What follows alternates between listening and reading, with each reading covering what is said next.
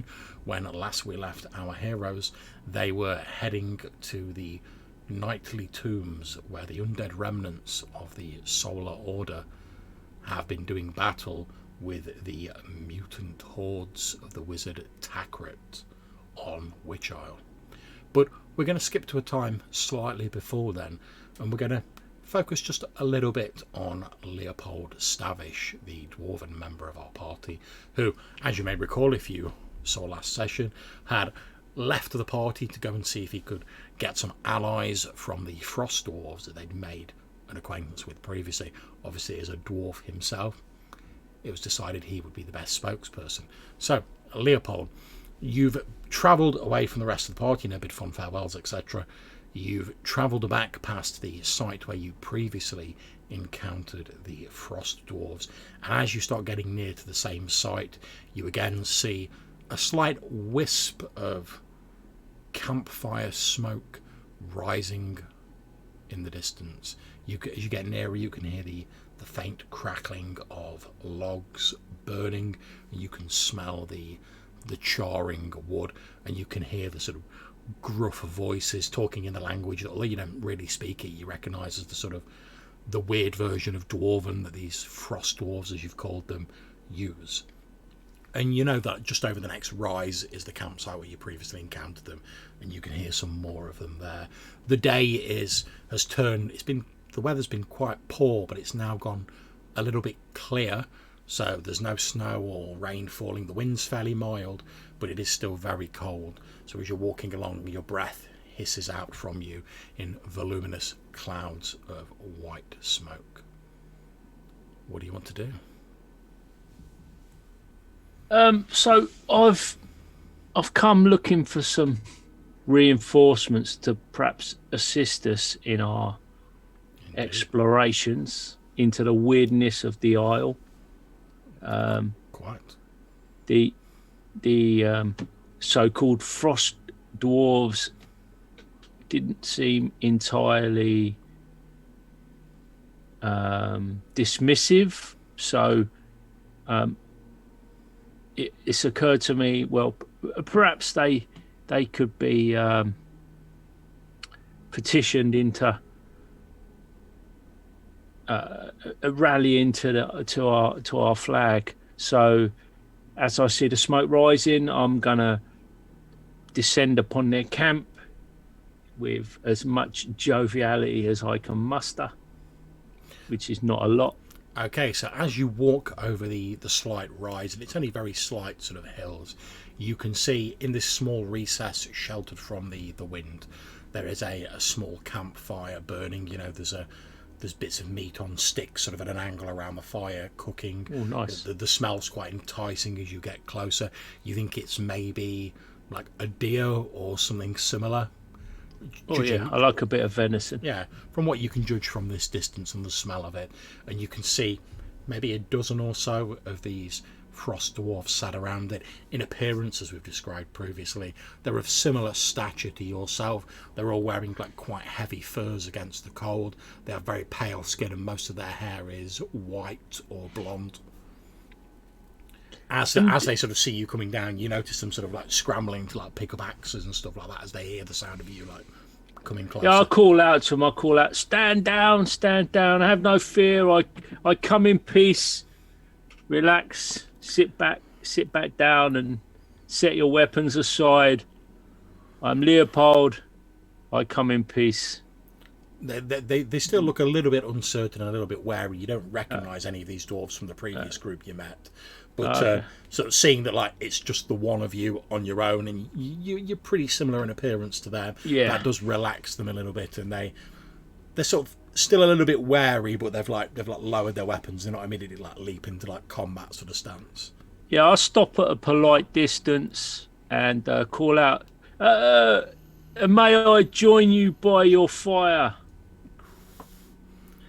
One of the dwarves like nods, and he like gestures with his axe, like, okay. I'll make sure I've got all my kind of like weaponry stowed away, and I come in peace,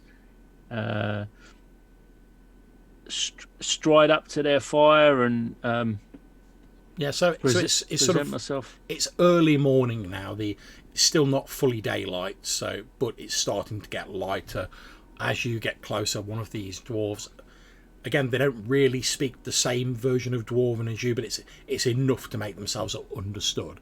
One of them says, "You are you are lucky." And he like such what he says. The dead roam these lands Yes. in the dark. Yes. That's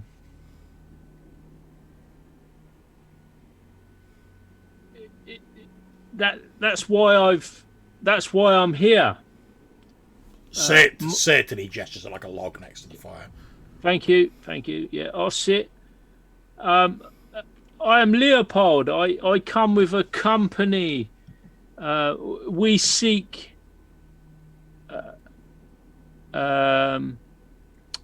We seek to stop the walking spirits, the restless spirits, the walking dead.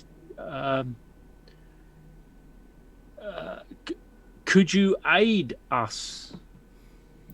Could you help? The dwarf has been doing most of the speaking. Looks thoughtful, and he snags one of these sticks with like some meat on it. He bites off a chunk, chews it for a few moments, and then he says, "We go to fight at the mound with our brothers. There is an attack there. And he struggles the word. The warlock Takrit is there with his creatures. We go to help our brothers."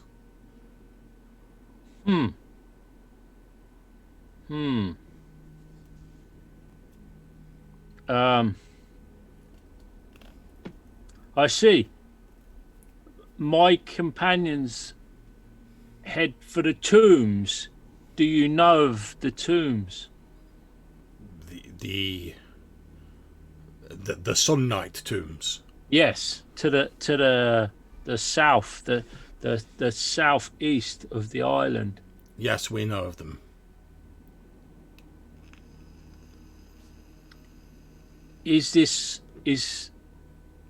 Are the tombs not a place of power and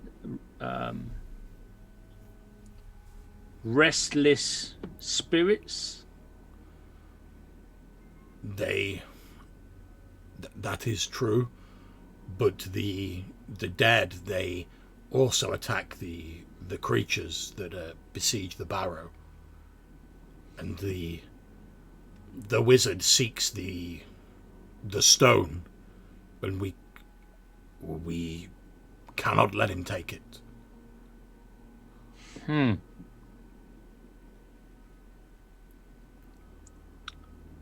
Is this to the west?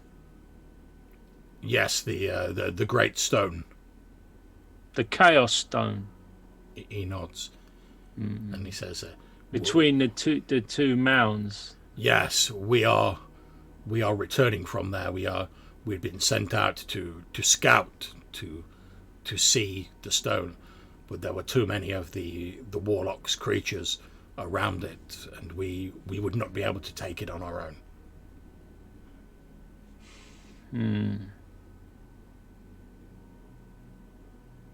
And where have you journeyed from?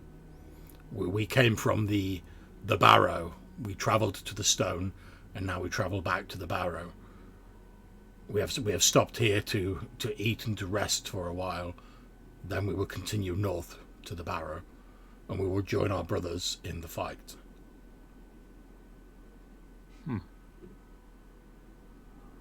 At which point a conversation breaks out between a couple of the other dwarves, and again you get the feeling like the one you're talking to is trying to sort of like keep his words simple and not use like colloquialisms so he can be more easily understood, whereas you're having a bit more trouble picking up what these other two frost dwarves are saying. You get the vague idea that basically they're having a discussion, mate, whether they can spare any men to go with you, and they're sort of like, oh yeah, we really could do like taking all of our men north, but if something is going down at these tombs, it might not be a bad idea for us to know what it is. So there's a bit of a debate going on amongst the other dwarves, apart from the one who's talking to you, about whether they could spare any men, and if so, how many of them. So how many of them were there, John? There are about 12 of them. Oh yeah, that's what I thought. It does. Yeah. Okay. And do I think they're going to this ancient Senna tomb That's place? correct. Yeah. Yeah. I don't really want to upset that mission too much. After a while, the dwarf who's been talking to you says, we may be able to send some of our people with you, but it will not be many. We need as many people as possible at the mound.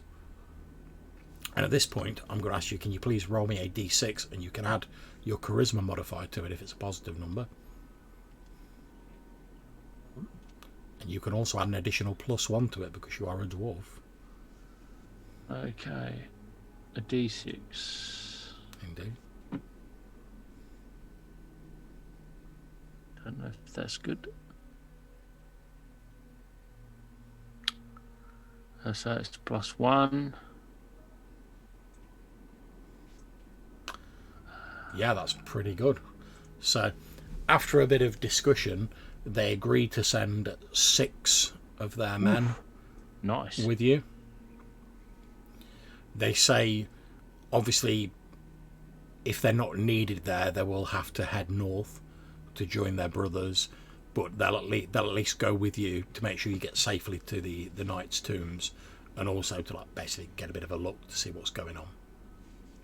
Yeah, I explain. I don't fully know what my companions plan, but we want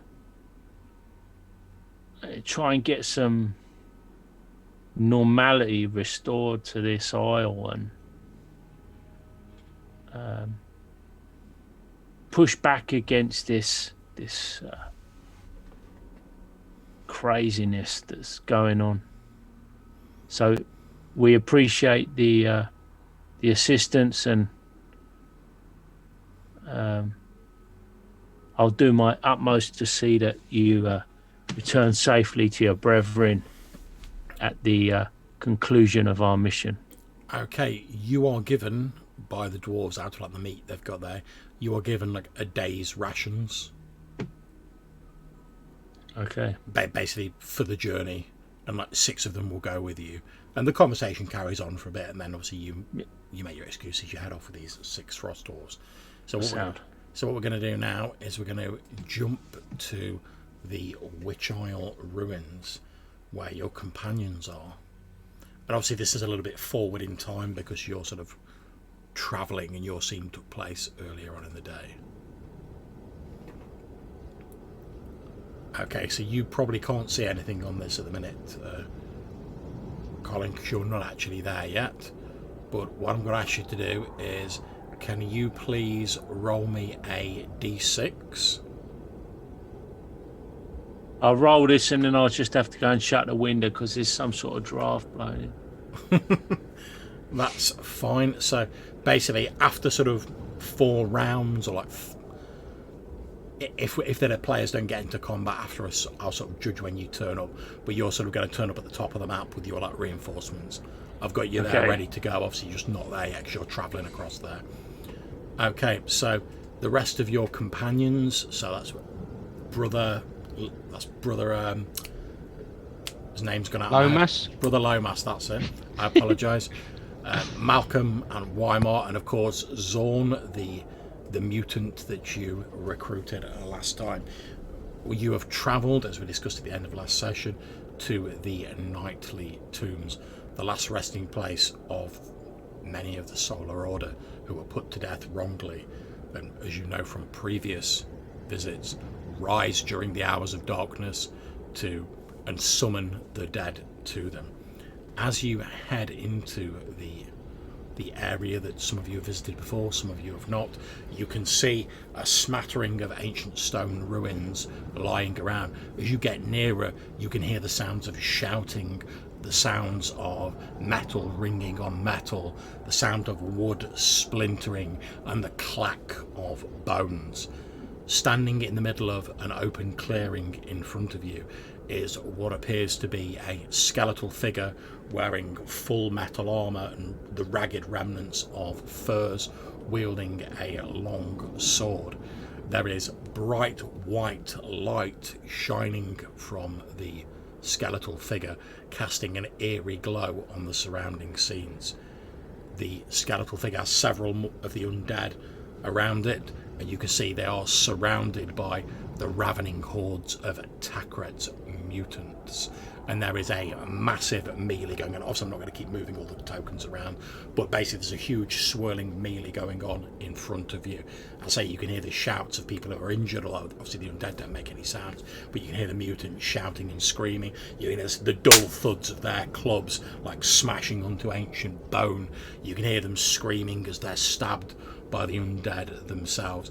And from where you're standing on a slight sort of raise, you can see, although the undead and certainly their leader, this central figure casting out this white light, are sort of fighting quite well, they're vastly outnumbered, and you can see that they've obviously pulled back, so now there's just like a thin circle of undead surrounding this central figure, and the mutants are basically closing in on them.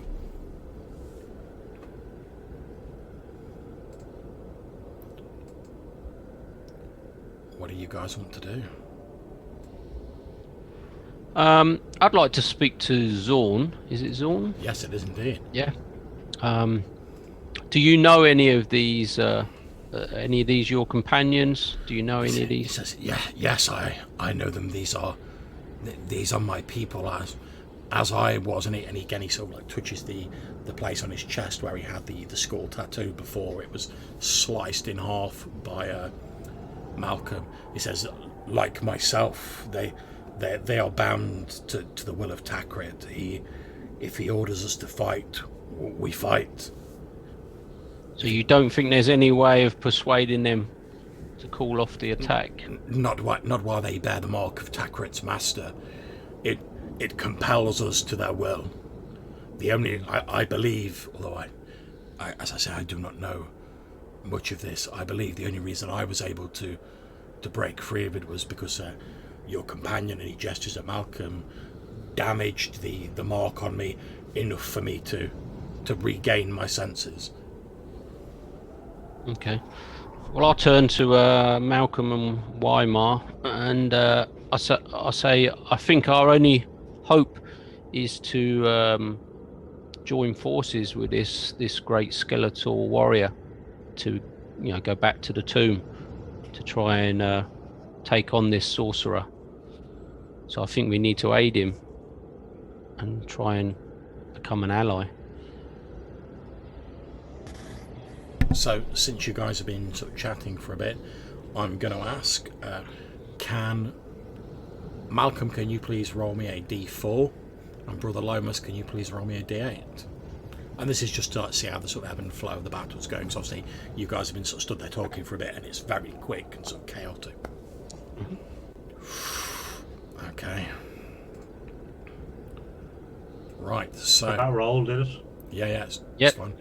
Okay, sorry, I'm not seeing it. Okay, so like I said, I'm not going to move all the tokens, but as you're watching, the mutants swarm the undead that are fighting in the middle, and most of them, with the exception of the central figure, are sort of torn down to the ground by the blows of these mutants.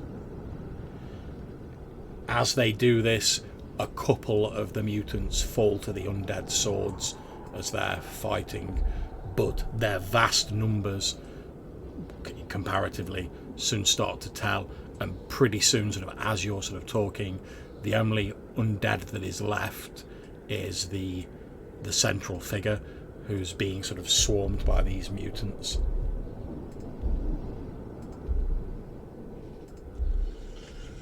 Okay.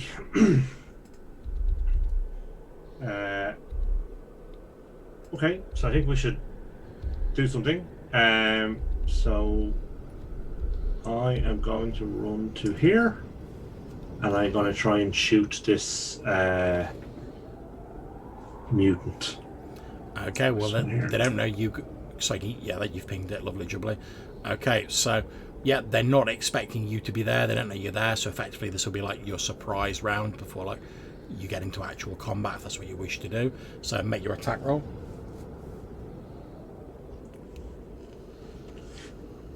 Do you want us all to move, John, or should we just? Yeah, you can all feel free to move where you want to. Yeah. Okay. So like I said, this is your surprise round. Okay, so you have hit that mutant and you have killed it. So describe how you take it out. So I guess it's just kind of it kind of heard something. And it was kind of looking around, and as it looked around, the arrow came straight through and kind of caught it in the eye and kind of knocked it on its ass. Indeed, that's what happens. And in the sort of grand old tradition of fantasy films everywhere, as it turns around, you hit it dead in the eye with this arrow, and it staggers over backwards like and falls to the ground in the snow. The movement rate, John. Yep. Is that 24? Is that OV? Is that? No, that's not it. Where is it? It is. Your encounter movement rate is 40. Oh, it's 40, and it is 5 foot. Yes, they are. Yeah. Yeah. Okay, what I'm going to try and do is run past Malcolm. Okay. So I'm sort of coming from a westward direction. Yeah, that's absolutely fine. And as I say, if you use your measuring sort of tool, and while you've still got the measurement out, if you just press space, it will move you to wherever like you measured to. 40. Oh no, there's a wall there though. Is that a gap in the wall, or is that not? There is a gap in the wall, yeah. Alright, it seemed to come up with an error saying there's a wall in the way. It may just be the angle you're at, so I'll move you there, don't worry about it. Okay. Okay, there we go. You run into the darkness. Alright, and as I'm running, I'm going to shout out, "We've got them surrounded! Move in, engage!"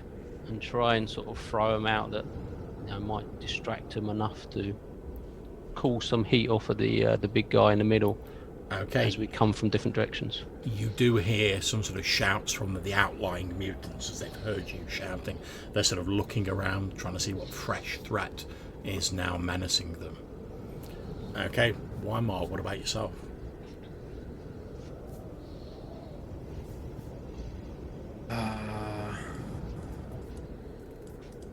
Okay, that's interesting. I don't seem to have vision attached to myself. Are you carrying a torch or anything? Oh yeah, that's probably. I can get that going.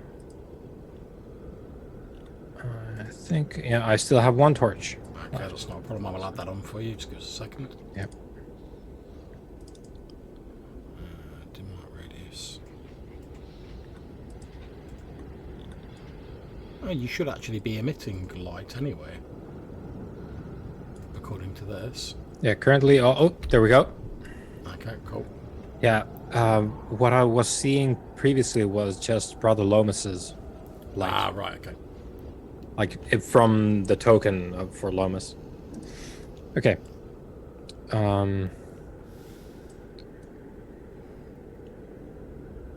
Well, there's nothing for it. These are all the sort of mutants that we saw previously, correct? That's correct, Joe. Yeah.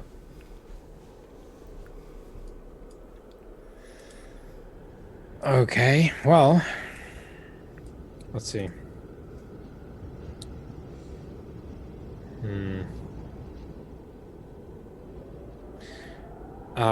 John, what's the wall around here?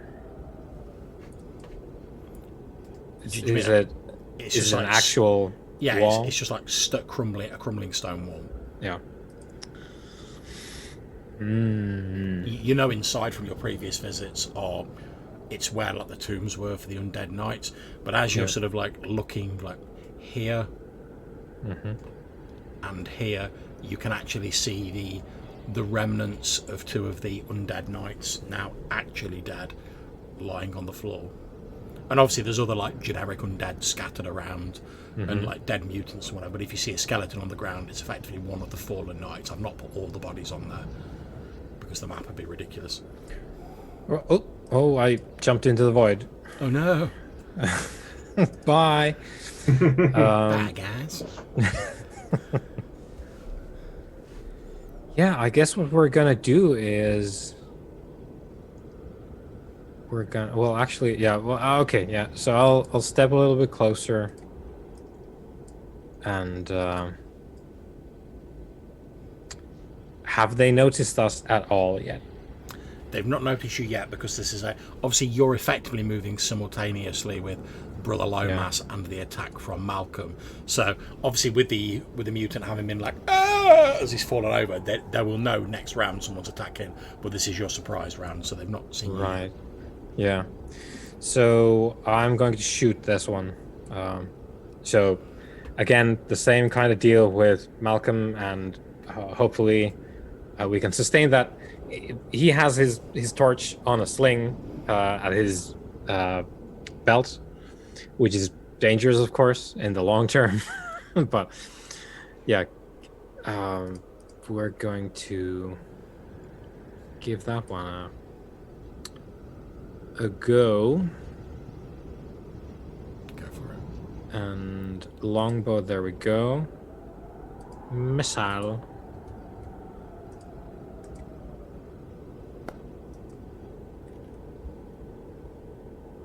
$11. Okay, let me just check this cheeky chappy.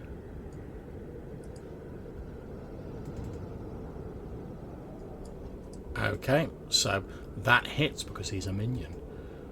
So he's basically in the process of turning around going, we're under attack!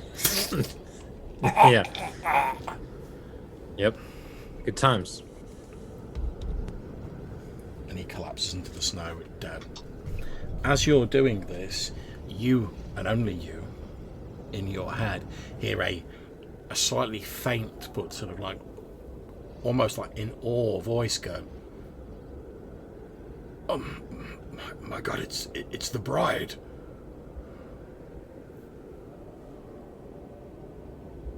Well, I'm just gonna say the what?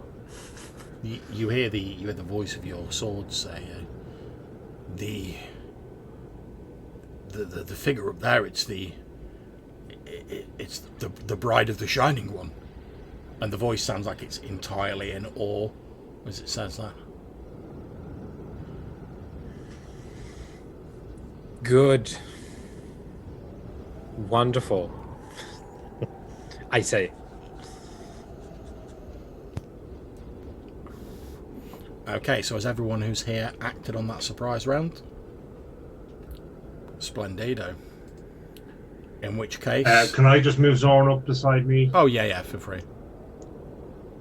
I actually can't control him.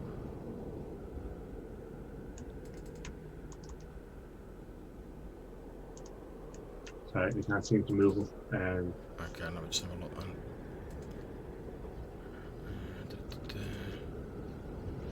Zone. Configure permissions.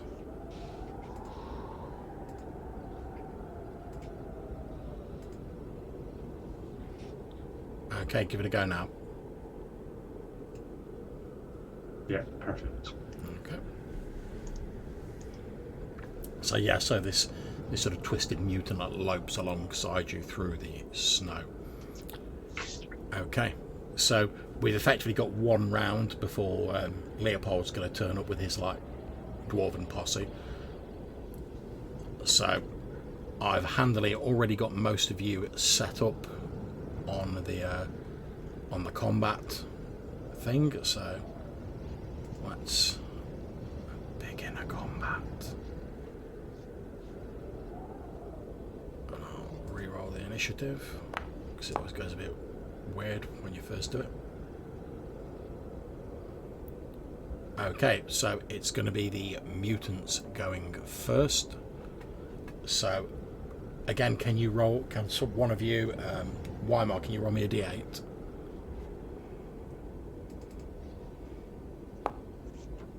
6. Okay, splendid. Thank you very much. Okay, so the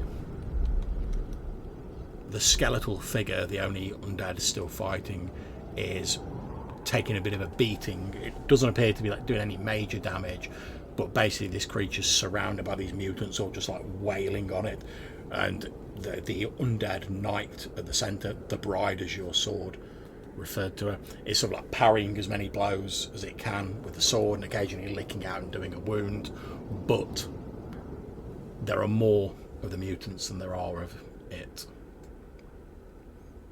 and their greater numbers are starting to tell a little bit. Okay, so just add that onto the combat tracker. There we go. Okay, so we come to Malcolm. What do you want to do? I want to shoot this guy here, the mutoid. Okay, go for it. Okay.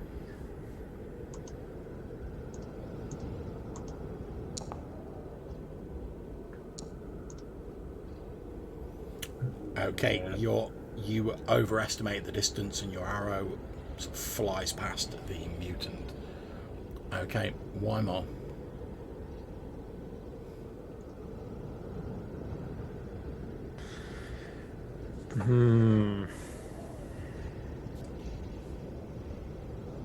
Okay, shoot that one. Okay. So let me update my arrow totals here while I remember it. So, oh, okay, longbow. Okay, good. And here we go. Praise Gale. Okay.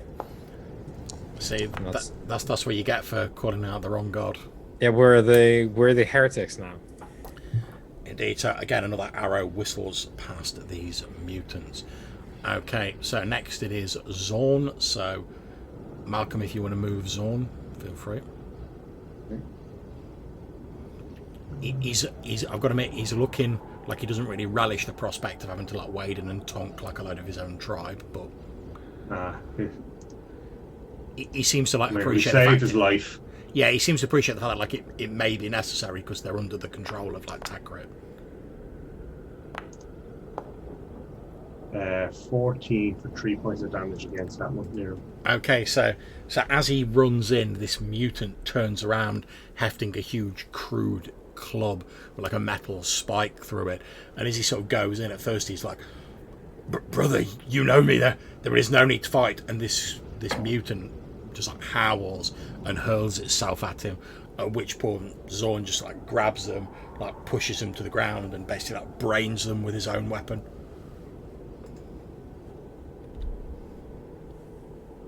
And you see, as he sort of like looks up and he lets the body drop to the snow, you see like a look of sorrow on his reptilian face. But you see he's sort of, although he's sad about it, his jaws set in grim resolve because he's basically them or him at the moment. Okay, Brother Lomas. Okay, I'm gonna try and continue to move. Okay, if you have any troubles, let me know and I'll move you. I'm moving 15 foot to there. Oh, Yep. I can see them now. Okay. Shall we move a bit closer?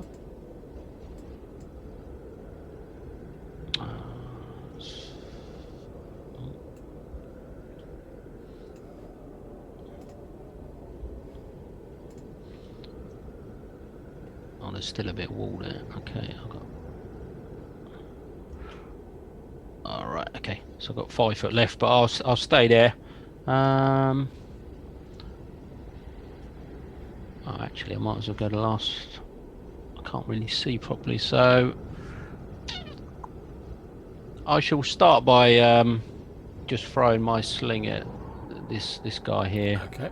As I sort of get to the edge of that wall by the looks of it. Yep, go for it.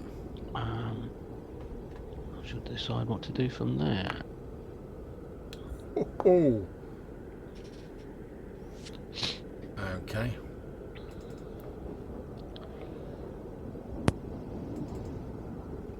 Okay, so that's not enough to finish him off. However, the stone from your sling does hit him on the side of the head.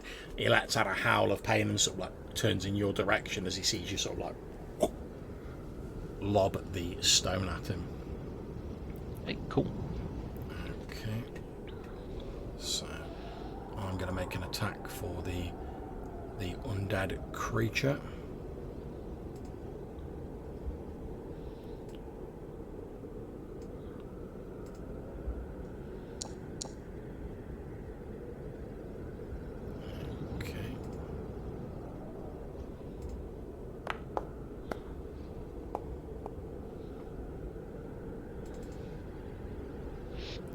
Okay, so the undead creature, as it's parrying these blows, suddenly lunges forward with what any of you who are martial will recognise as sort of like a skillful blow, and basically lunges forward and stabs a sword into the neck of this mutant here. The mutant barely has time to utter a cry and slides to the ground.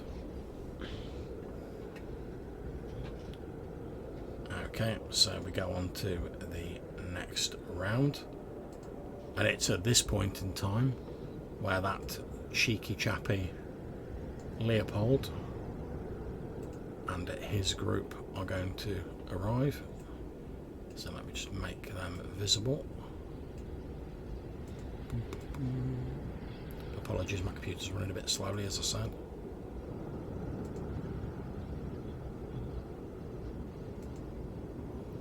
And I'm going to add these onto the initiative.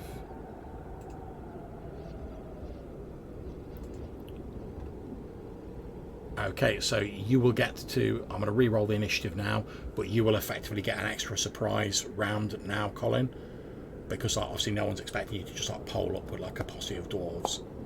Okie dokie.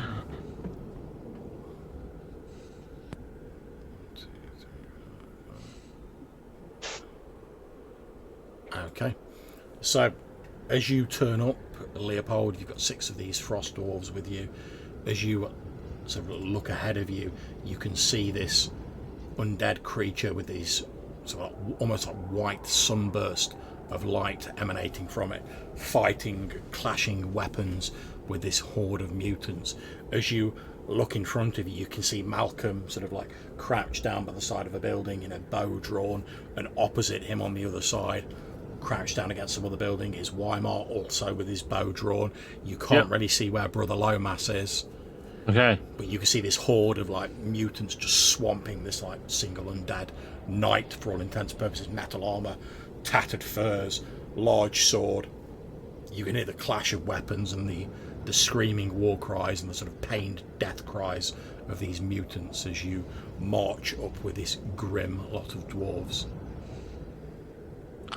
Have my brothers in dwarfness, how are they armed? What's their fit out? Have they got some ranged weapons?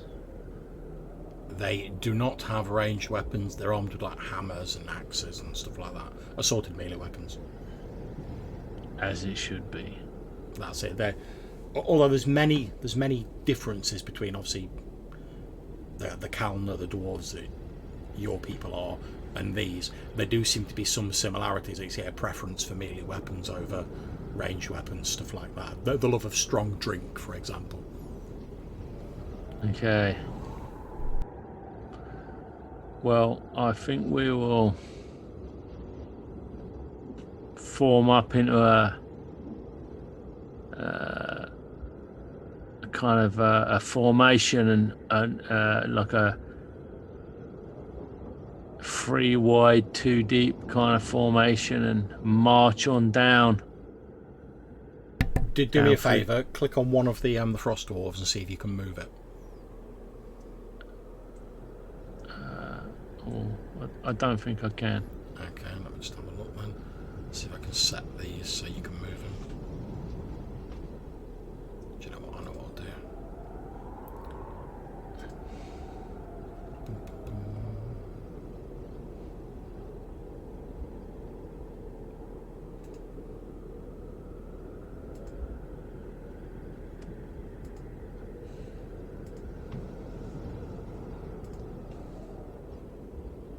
Okay, if I've done this right, you should now be able to move the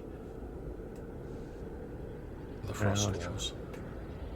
Oh yeah, it looks that way. So are they 30 foot or 25 foot move? They are 30 foot. So 1, 2, 3, 4, 5, 6. All right. So okay, that's cool. We're gonna rock up here. Okay.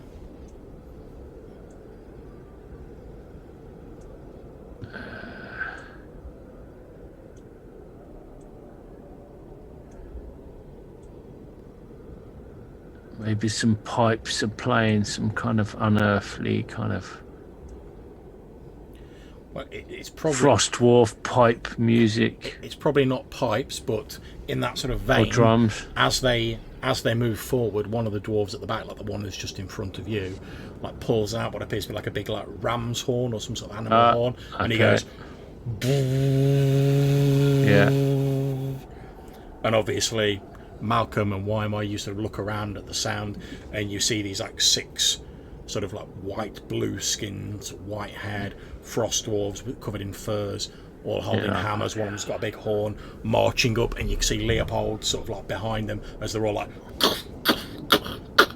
form up in like a solid rank and just start marching forwards until they're level with you. Do you say anything to your comrades as you're marching forward, Leopold? As you can see Malcolm and Weimar. I just say, our friends are here. They've come to bolster our number. They are stout folk. You can rely upon them, I feel sure. Okay. So with that done, we're on to the next round. So, Leopold, would you like to move the frost dwarves?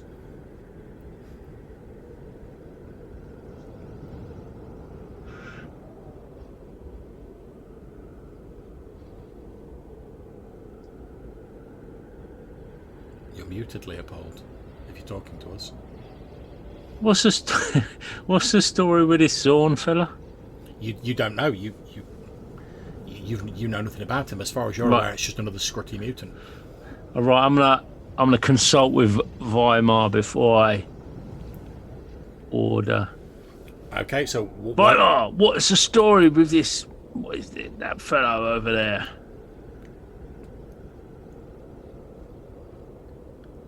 He's also muted. Most importantly, at the moment, the story is that these minions of Chakrit are their enemies. So Protect the skeleton. it's to do with history, which we don't have time for currently. And yeah, Weimar is quite right, because obviously you're having these snatches of conversation, and as you're doing this, you can hear like the battle ringing out. There's arrows being fired. There's mutants screaming either in their death throes or shouting out in their hatred as they rain blows down on this skeletal figure who doesn't make any noise whatsoever aside from the like snickering of the blade as it's flashing out at these mutants. So the arrows are flying from this group in the centre out towards... No, I was referring to like Weimar and Malcolm like shooting arrows. Because obviously this is sort of happening around all in the space of a few seconds while they're doing their stuff. The mutants seem mainly to be on like crude clubs, axes, stuff like that, and they're literally just like wellying into this like skeletal figure, which appears to be a lot greatly superior in terms of combat skill to them, and is like parrying blows left and right and occasionally just like jabbing out with his sword. But there's only one of this creature, and the mutants have got the numbers, and they're all sort of slowly closing in. You can see a number of what look to be other undead lying around on the floor, already bearing the marks of having been slain by these mutants, sort of like huge crushing blows that have been landed on them. So at this point, I don't really know whether we should be rescuing this guy or not. If in doubt, You would have heard us calling out to save the skeleton. Yeah. Okay. Yeah. If in doubt, we shall advance. So 5, 3. And if you want to make it easy, you should be able to like click and drag to like select all of the dwarves, and you can like just move them all at once if you want. Like a movement tray. Yeah.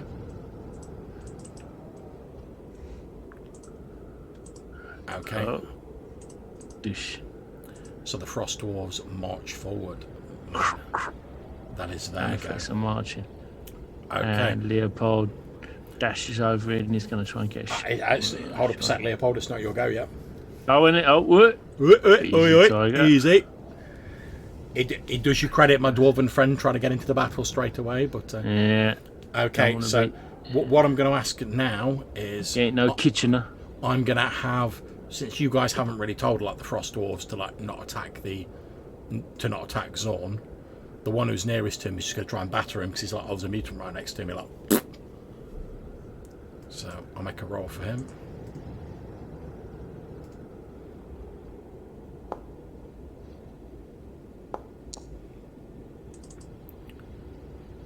Ooh. It's not anymore, it's not.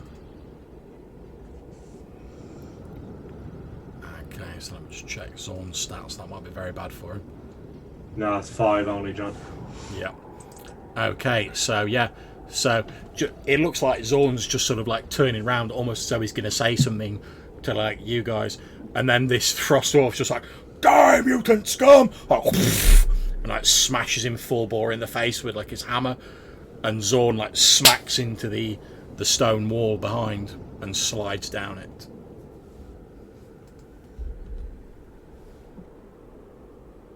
And lies very still.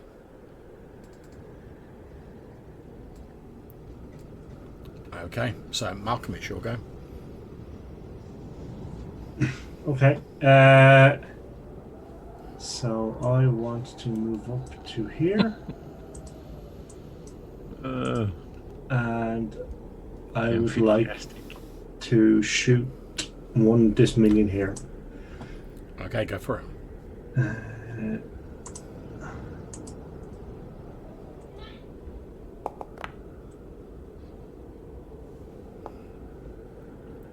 Okay, describe how you... It was this one, wasn't it?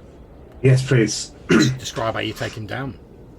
I guess it's kind of it's leaning in to make its attack, and it just kind of arrow just comes into the back of its neck and kind of appears out the front. Indeed, and that's what happens. And as it sort of falls forward, the skeletal figure just like kicks it with its boot, and it topples over. Okay, so Weimar.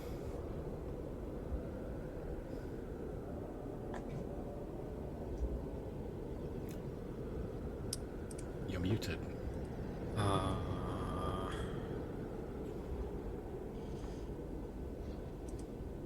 Right. Well, I guess we're going in. I like to think that'd be like that'd be sort of Weimar's like motto. I guess we're going in. I guess. I guess we're going in. That's the sort of like the archer motto, because he's an archer from back in the day. So he doesn't get a lot of the hopefully he doesn't get a lot of the sort of melee action, and when it does, it's like, fuck it. I guess we're going in.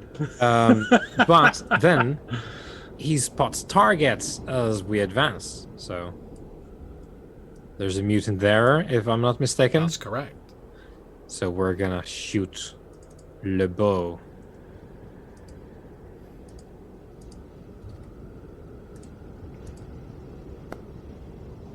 Oh, there we go. Unless it's a boss mutant. It is most definitely not a boss mutant. So describe how you fell this warped and twisted creature with your longbow shot. Well, I'm going forward with the dwarves, trying to match their pace.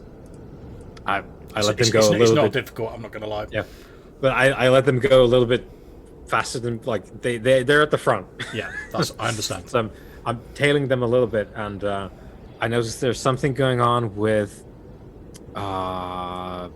Zorn that I entirely missed. But then I picked up this guy as I was trying to see what's going on, and It's just sort of like a shot of opportunity. It's like, okay, we're going, about to switch to the sun sword, and then wait, and yeah, it's just a drive-by, really. Okay. So Yes, you can't pass by a drive-by. That's what I say. okay, so next it is the mutants. So this one here is going to move over to Brother Lomas. Has just thrown the sling at it.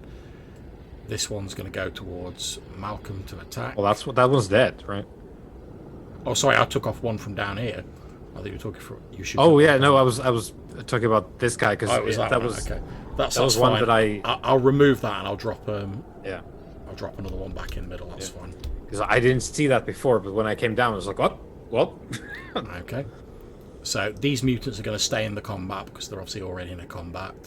I'm going to have these two sort of move forward to attack, and since they've got 5 targets in front of them, I'm obviously 3 dwarves, Malcolm and Weimar.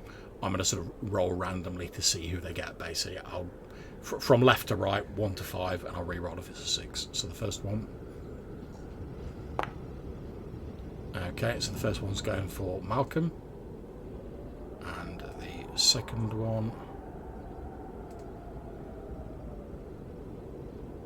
is also going for Malcolm. Shit. I was Okay. like, oh, don't hit. It should be okay. Yeah, that's the ultimate defense. Okay, so I'm going to do the one that's attacking Brother Lomas first. Okay, so he runs in, Brother Lomas, to try and get at you. However, perhaps your amazing slingshot gave him like a minor concussion or something, because as he runs in, he steps on a big pile of slush. One of his legs flies out from under him, and he basically slides forward at your feet, rather than running in and attacking you. So you will get a +2 to any attack roll you make on your turn. So obviously remember that, because I will forget it. Yep. Okay, cool. So I'm going to do the 2 little minions attacking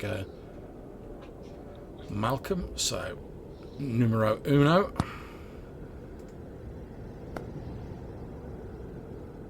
Ouch.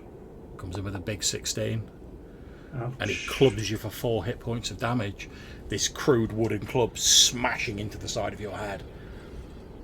Okay, the second one.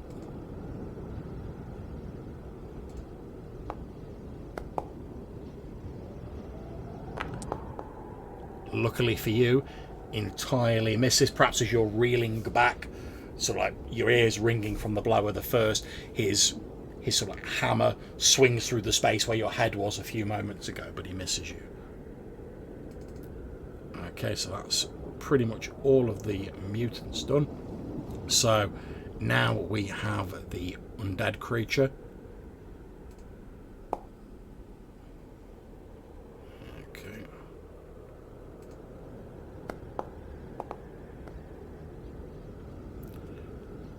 So the undead creature kills a couple of the mutants, so swinging its sword in a wide arc. We then have Brother Lomas. Say you've literally just seen this mutant run in and then trip over and be and slide on the snow at your feet, and is now obviously trying to scramble to its feet. Yes, I quickly swap to my staff, my sturdy staff. Indeed. Like I say, you get a +2. Can I apply that, or do I just... When you do the roll, when the box comes up, there's a modifier box. Oh, sorry, I've already rolled it. Or you can just add it on, it's fine. So that would get you 13, which is just enough to hit it. Oof. That's literally the exact number you need to hit it. So you've done it, because this isn't a minion one, so you've done it 1 hit point of damage, so it's still not enough to kill it. So as you sort of come in with your club ready to bring the hammer down, it sort of rolls out of the way and starts scrambling to its feet, and you only catch it a glancing blow on the side of its shoulder. But you are sort of whittling it down. I curse it. Okay, and last but by no means least, Leopold, the people's champion. Okay. Can I get myself positioned to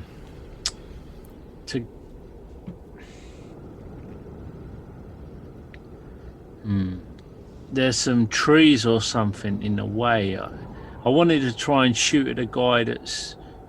So there's two fellas, Yeah. two. Now they are in combat, so you will be shooting into combat, which you can do, but obviously the result is somewhat randomised.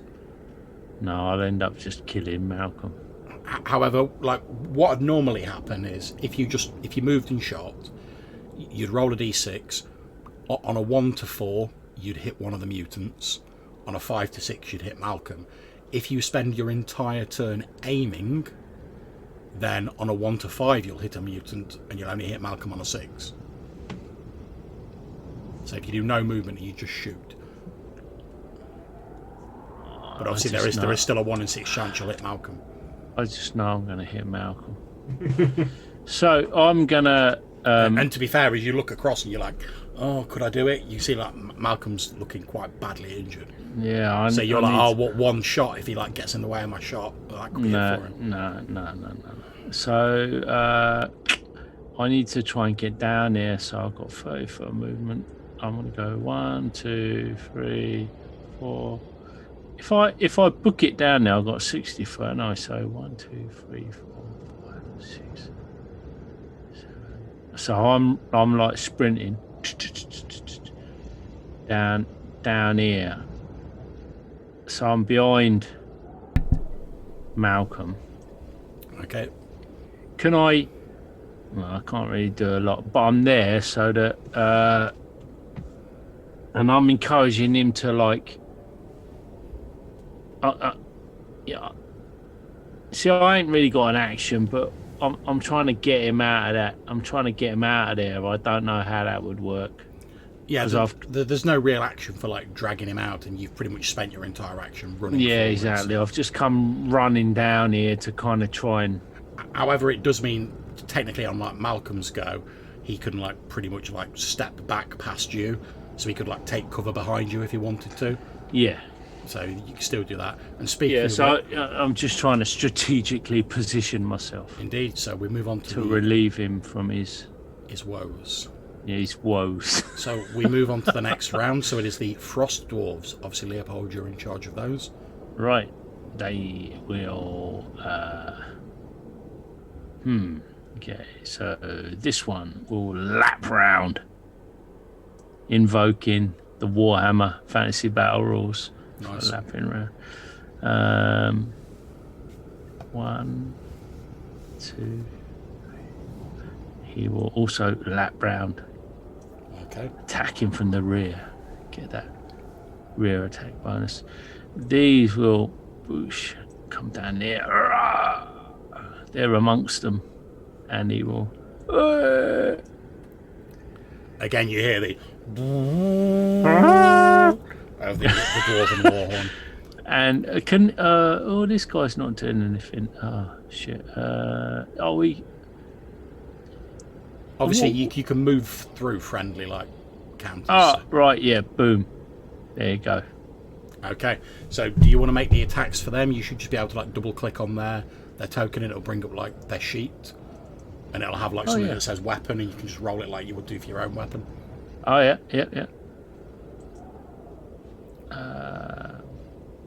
So you can use the same sheet for all of them. They've all got the same stats. So how do I say? So the one by hold on. So if you just basically ping the one you want to attack. Yeah. So this dude. Yeah. Yep. He is gonna attack. Okay, and he's attacking the one to the south of him, is he? Yeah. Okay. Oh, fuck.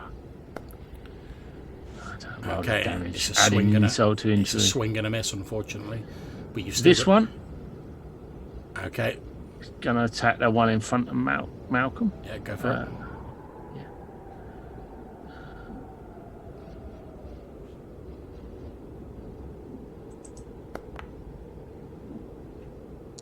I don't know if that's enough. Unfortunately, it isn't. So onto your next one. You've got another 2 who could potentially attack the same mutant. Yep. He's going to attack that dude. Come on. Yeah. Yeah, I think we can say, well, they're a minion, they've only got 1 hit point, so. Okay. And it's a 20 anyway, so. Yeah, so Right. between them, the dwarves are able to, like, hammer down that mutant that's in front of Malcolm. So we now have the 2 who are sort of in the main melee at the bottom. So this dude is going to tap behind him. He's going to do like a backswing with his hammer and take out that one that's threatening my stressed out companion. Go for it. My hard.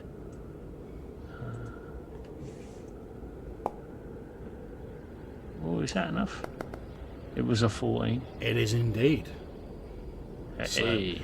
another of the mutants is felled by your frost dwarf allies. And then the last couple of dudes. This one. Attack the fella to the south. Boom. Boom. Oh, lame. Lame. Ah, well, it would be. Swing and a miss, I'm afraid. So you've got one more left. And the last one. Attacking the guy to the south. Again, swing and a miss, I'm afraid. Okay, so that's the frost dwarf. So now it's Malcolm. Okay, I shall continue my attack. Sorry, it's Malcolm, Brother Lomas. Oh, sorry, Malcolm. Sorry. It's all right. Don't worry about it. Name Okay. and confusion. So, what do I want to do? Everyone is in melee. So, Take a breather, Malcolm. Jeez. I'm going to come down here and I'm going to stick this guy in the back. There's no stopping old Malcolm. Should have been taking a Hamlet moment there. Oh, it's Oh, good. that's so bad. That was me sneakily taking control of him, I think. Yeah. He's relentless. He's luckily- relentless. So you can't stop him. You can try and rob his go, and He's not having it. pointless. It's pointless. Luckily for you, as you sort of run in behind this mutant who's like scrambling to his feet, he's been quite badly sort of injured already by Brother Lomas. So just as he's getting to his feet, you basically run in, like stab him through the back, and finish him off. Nice. Because luckily Brother Lomas had got him down to 2 hit points. I softened him up for you.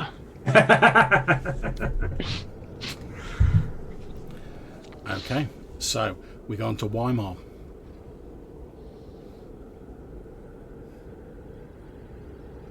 What do you want to do? Right.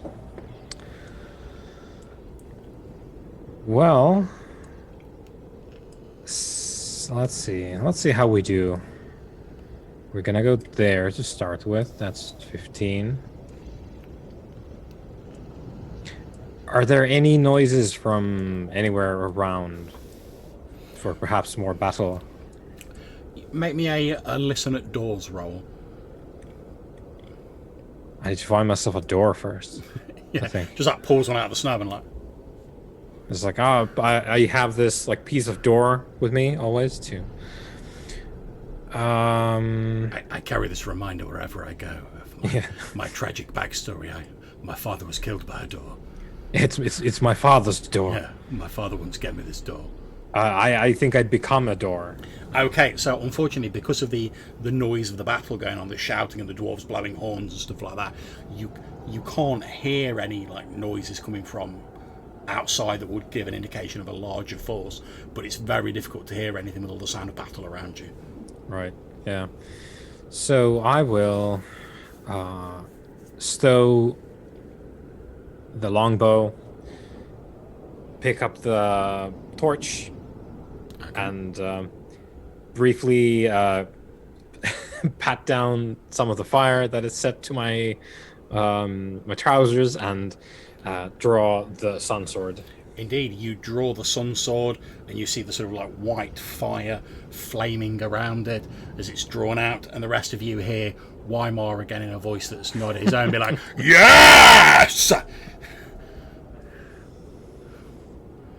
You do notice, however, as the sword sort of flares into light, you notice that as you draw it and it like along the length of the blade, the undead creature's like head immediately like snaps around to like look directly at you. Mm-hmm. And yeah, I've shouted yes, and then I calm down a bit, and I get to fighting this one. Okay. If we can diagonally, it's not a problem, right? That's absolutely fine. Not a problem at all. I fight in melee so rarely with Weimar that I don't remember. Okay, let me get the Sun Sword here, and 14. Okay. And 15, it is, I guess. and it is a minion, so it has 1 hit point. So as you draw this flaming sun sword, and this mutant's like briefly taken aback as there's this flare of white light, you plunge the sword into its chest. There's a hissing, sizzling, burning flesh as the fire licks around it, and the mutant topples to the floor dead. Okay, so we go on to the mutants. So there's one of them attacking the frost dwarf.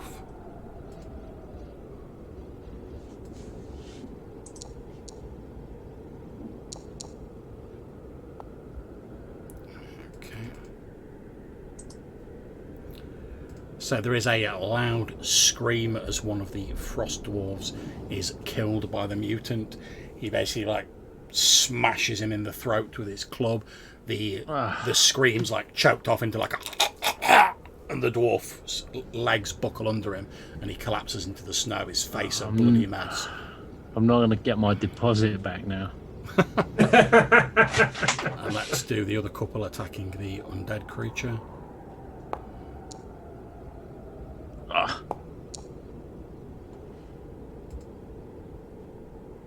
the second one.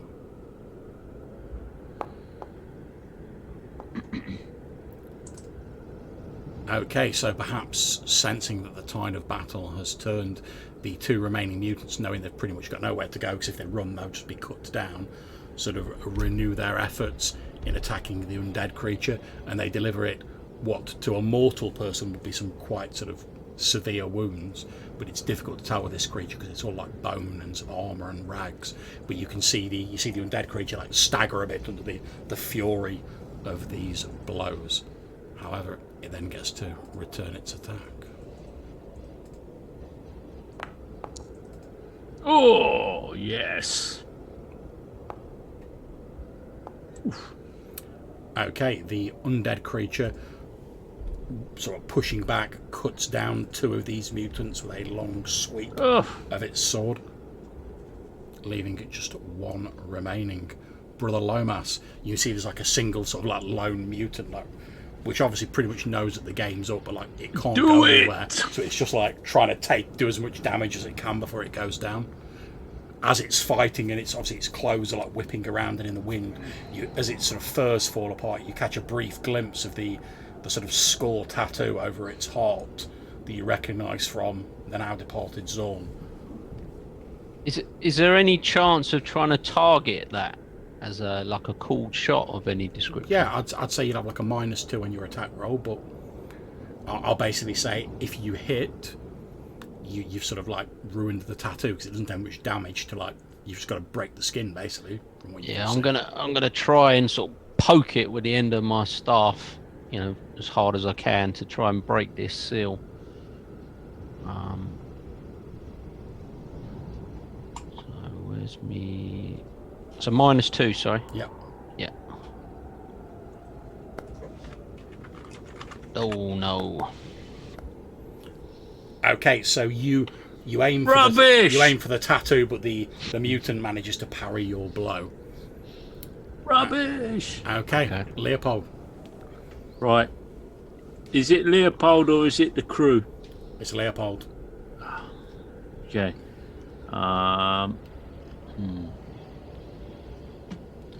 Oh, I could come running down. I can come running down to it and launch myself at this fool. Go for it.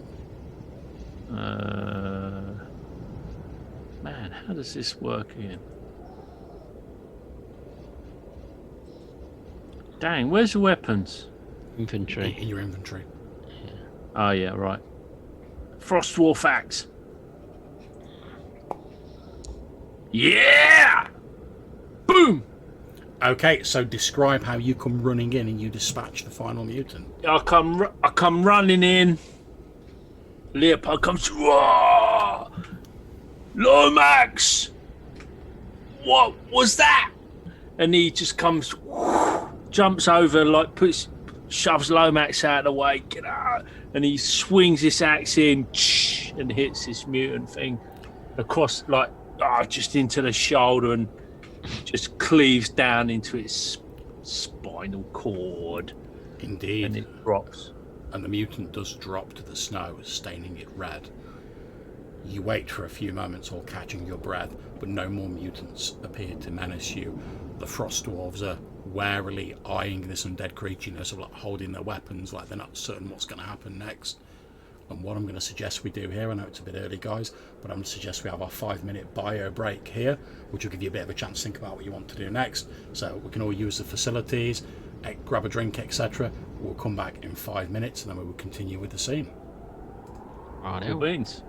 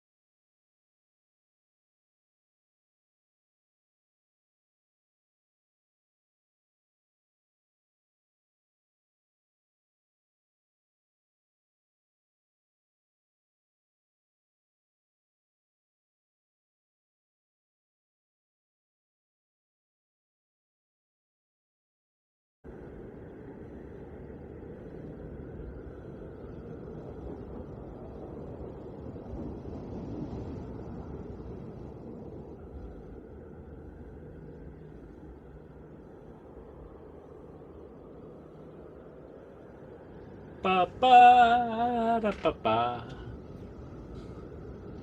Greetings. Indeed. So I bust out a few tunes, John, while we're waiting. Well, nice. Long as they're public domain tunes, it's all good.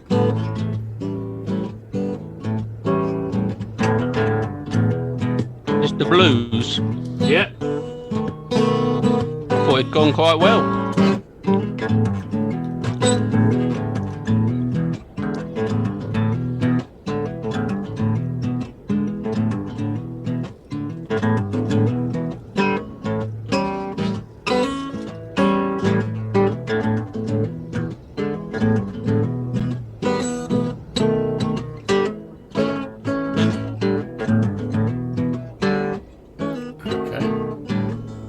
Excellent. Thank you very much for that musical accompaniment during the interlude, Colin.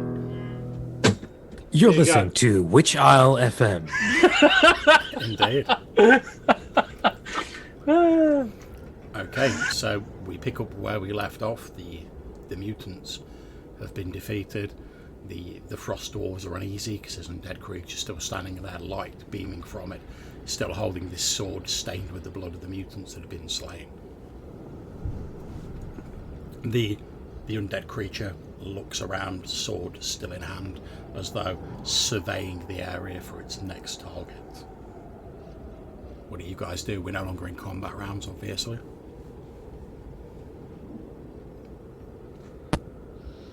I'm happy to step forward towards the Okay. undead creature, and I shall put my weapon away. Yeah, same. Sun sword, away it goes. Yep, And seeing you do that, the undead creature likewise scabbards its sword. We need your help to defeat the sorcerer who tries to claim the stone to the northwest. The undead creature turns its head towards you, and you see like pinpricks of like white light in its otherwise empty eye sockets, and seemingly from the air around it, a soft female voice says, "I'm afraid that I cannot leave this area."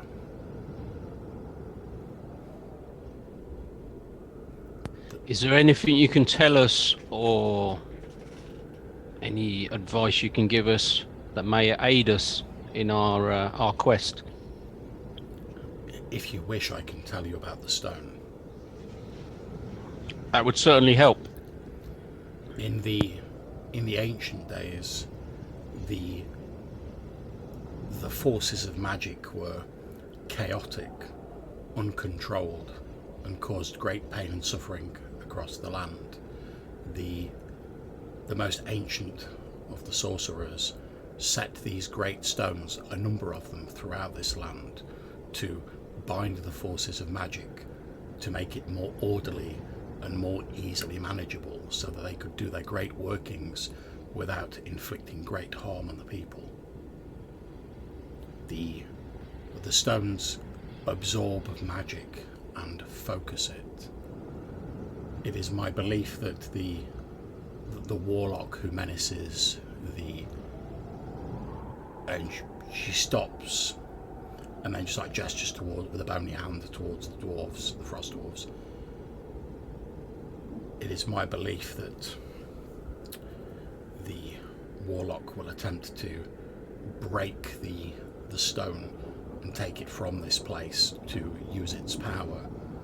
However, if the stone is destroyed, it will no longer be binding the forces of magic. They will become chaotic and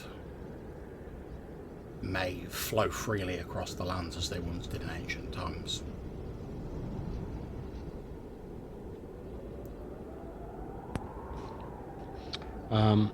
Is there a way to give yourself peace? Can we free you from your seemingly curse in this area or this place? Again, this female voice says, "I believe there is one amongst you who could do that," and her head turns to look directly at Weimar. the person who wields my blade. And is this your wish?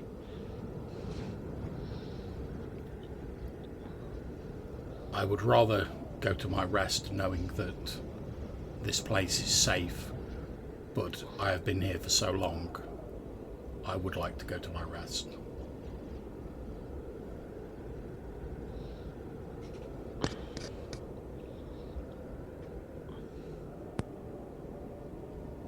Can I jump in at this stage Yeah. and ask, what can you tell us about Akpit, the master of this necromancer? I know only what I have gleaned. As I say, I cannot leave this place, but I have been sending those I've been drawing to me, the dead, to roam the countryside and attempt to dispatch the creatures belonging to the warlock. I believe that his master is some powerful force of chaos which seeks to harness the magic that has been absorbed by the stone. To what ends I do not know, but these stones were set in place by the wisest of the ancient Senna as a safety measure to prevent the great chaos and harm that the unfettered magics once caused. So anyone seeking to break the stone down, to destroy it or remove it, would cause great harm in doing so. My only thought has been to prevent that from happening, but I am hampered by the fact that I cannot leave this place where myself and my companions, and at this point she gestures to a number of the sort of fallen bodies which look to be the remnants of the other undead knights that were once here, sort of killed by the mutants before you arrive, when we were so unjustly put to death here and were thus denied the peace of our rest. Do you believe that this chaos is connected to the smoking mirror, or do you believe that it is an independent operator? It is difficult for me to say. The smoking mirror is one of the immortals who was corrupted by the force of chaos and now serves it. But whether the master of the warlock serves the smoking mirror directly or seeks to do so on their own initiative is beyond my knowledge. Okay. And what can you tell me of the judge? What is it you wish to know?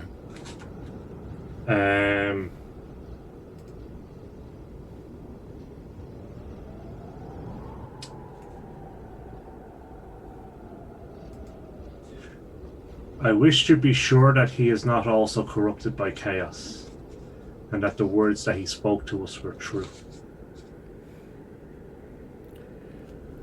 I do not believe that, from what I know, that the judge has been corrupted by chaos. However, the judge was an immortal and is an immortal whose domains are the times of darkness, of deceit and sorcery. So whilst the judge may not be corrupted by chaos, the judge, like all of the immortals, has its own agenda. Okay. I can tell you that in ancient days, when the Senna were at the height of their power and their magic was used to make the land safe, full and abundant for all people, the judge rose to become the chief amongst the immortals who formed their pantheon, since sorcery, which is its domain, had become such a vital part of our way of life. Okay.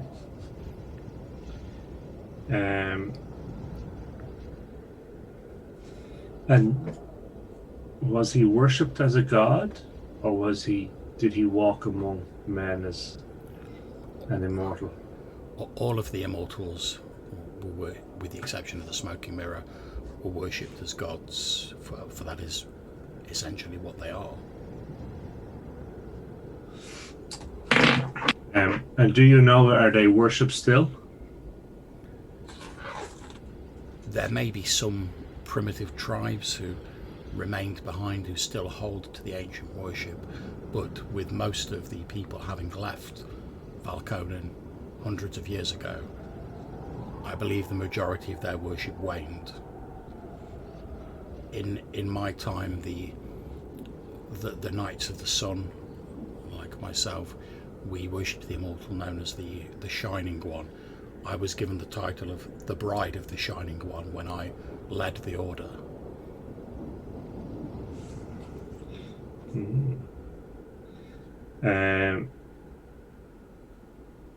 And the Great Serpent and the Flame God, were they also corrupted, or are they... To the best of my knowledge, it was only the Smoking Mirror who was corrupted. Okay. And your knowledge of the Immortals, would you believe that they would return if they were worshipped? I do not believe they ever truly went away, but I'm not a religious person. Well, I am of course of faith, but I am not one who has made a great study of the Immortals. But it is my understanding that the ability of the Immortals to affect our world is somehow related to the strength of belief in them. So perhaps they have simply been quiet for a time. Okay. And do you know in your time who would have been a great scholar of the Immortals and where they may have left their works? There were a number of scholars. There may be some information in the Barrow to the north, or in other places along Valconen. It has been so long I can barely recall. But certainly in the strongholds of my order, we had those members who were more martially based, like myself, and those who were more academic, and we stored that information in our strongholds. But it is difficult for me to, in my current state, to hold on to such information. Indeed. And then would you like my friend to release you from your pain now, or would you rather see this necromancer slain first? I no longer have, thanks to the troops that he sent against me, I no longer have sufficient forces to directly influence this matter. I have done what little I can with the resources at my disposal. I must place my, she pauses for a moment, my faith in the descendants of those who betrayed us, and she turns to look at the Frost Dwarves, much as I would prefer otherwise.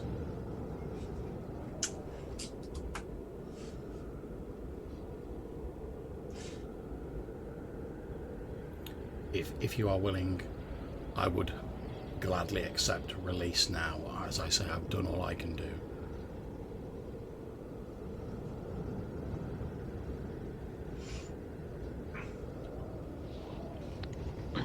You don't think that she would be able to aid us by sending any more undead that would be raised from these sort of bodies and any others to the tomb, or are they bound to this area as well?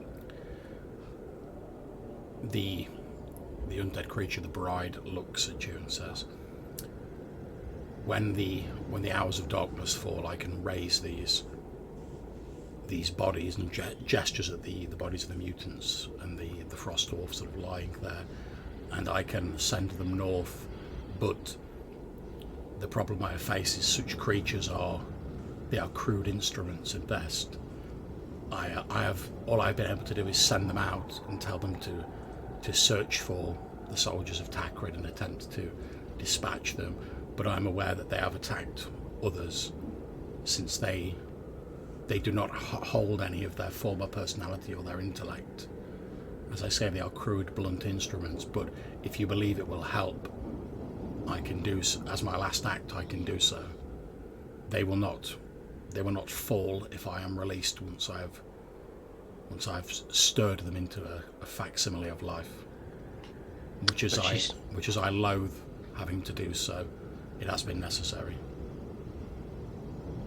But she's basically saying that she wouldn't be able to stop them from attacking us potentially as well. They're very hard to control. When you sort of like pose that, she says, so since you will all be here when if you are here when I raise them when the hours of darkness fall, I can give them instructions not to attack you specifically. My problem previously is I have just sent them out and told them to attack the aggressors. I cannot give them specific orders not to attack people when I am unaware exactly who is on the island. But if you are here, I can make sure they do not attack you. Okay. That is the best I can do. But it is already night time, isn't it? It's just sort of starting to get dark now, yeah. Oh, okay. So she could potentially do that. I think that's still worth doing, isn't it? I sort of put to the group. Do not leave them to their... Whilst all this conversation's going on, Leopold is attending to this fallen frost dwarf, trying to do what he can, seeing if he can revive him. You move over and you attempt to do what you can, but he's gone. The other frost dwarves sort of like move around you, and they're sort of stood with their heads like bowed as they're sort of looking down at the dead comrade. Do some CPR or whatever. You try it, and eventually the dwarf who was sort of speaking to you originally, he sort of he smiles sadly at you, and he like puts like a gloved hand on your shoulder, and he says, he has gone to be with our ancestors now. We should let him sleep.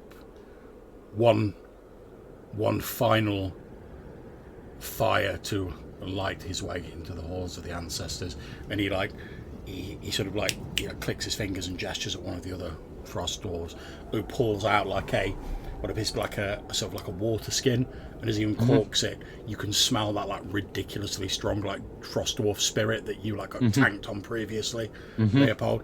He offers it round to all the dwarves, yourself included, and they all like, have a swig of it. Yeah, I have some of that. You only have like a swig, so I'm not going to make you like make a roll to see if it gets Yeah. And after they've all had a swig, it's passed to the guy who's been talking to you. He walks over to the dead body and he starts to like pour the remainder of it over the dead body. Yeah. Okay. At which point he stands back. One of the other dwarves steps forward. He takes out like a sort of flint and steel, leans down next to the body and like lights him up. And after a few moments, there's a small spark, and it quickly catches thanks to this alcoholic spirit, and the body catches fire. And all the dwarves sort of stand there with their arms like folded across their chests as they I just copied him. Smoke going up. At which point the dwarves all start to sing a low sort of lament to their fallen comrade, which sort of rumbles out across the now eerily silent plain. You don't. Indeed.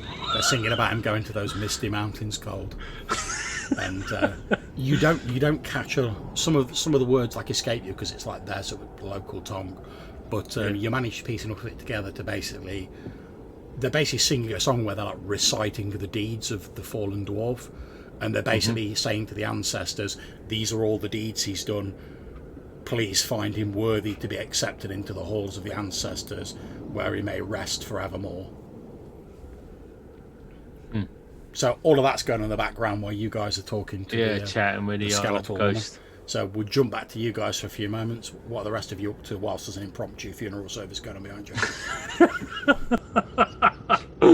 It's going to be a shock when this flaming body jumps up and starts wandering off in the middle of their ceremony. Well, hopefully we've spared him from that indignity.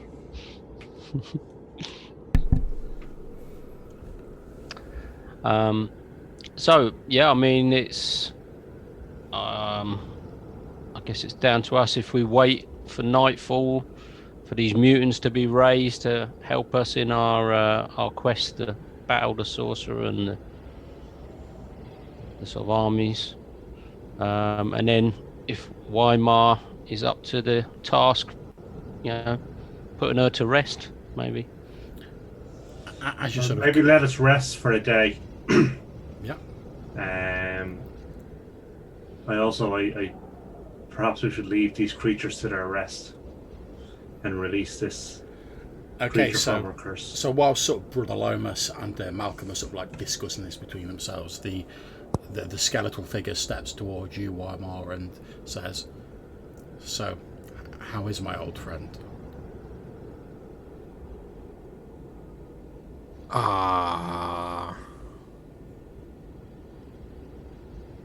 You mean the sword? Although there's no facial expression on the skeletal face, you almost like sense a like slight amusement. He says, "Yes, I mean the sun sword." I'll sort of hold it up by the scabbard. As you hold it up in your head, you and only you, Weimar, hear the voice of the sword say, "Wielder," and it sounds quite sad, unlike the normally rambunctious voice. This "Wielder, please lend me your eyes, that you might see as I see." I'm not sure how to do that exactly. I simply need your permission. Sure. Okay. And as soon as you like give your permission, the sword overlays your vision with almost like an illusion, or perhaps it's a memory. And as you look at the skeletal figure stood in front of you, you can still see the skeleton, but sort of like overlaid on top of it, to your side only, is a hazy, transparent figure of a beautifully sad-looking young woman wearing the same armor, but now with like the full furs and regalia, sort of like looking at you with a look of utter sadness. And you see Silence Pennell, the bride of the Shining One, as she once was in life. She sort of like reached, not to snatch it from you, but she sort of like reached out just to like lay a hand on the sort of pommel of the sun sword. And as she does, you see like sort of wisps of smoke start coming out of her skeletal fingers, and she careful there. She draws a hand back, and again you see this look of sadness on the overlaid face, and she says, "I thought it," and obviously you can all hear her talking. She says, "I thought that might be the case. It would appear that I am no longer worthy to wield the sun sword." I feel like it's not so much about worth, really. There's different rules. I'm not. So you wielded it before? Yes. Before I was unjustly killed, I was at one time the head of the Order of Solaris, and I was given the ceremonial title the Bride of the Shining One, since that is the immortal that we follow, he who brings the sun. And it was given to the mightiest of our warriors, of which I was deemed to be so, to wield this holy weapon, to bring its light into the darkest places of the world. But sadly, that dark place is where I live now.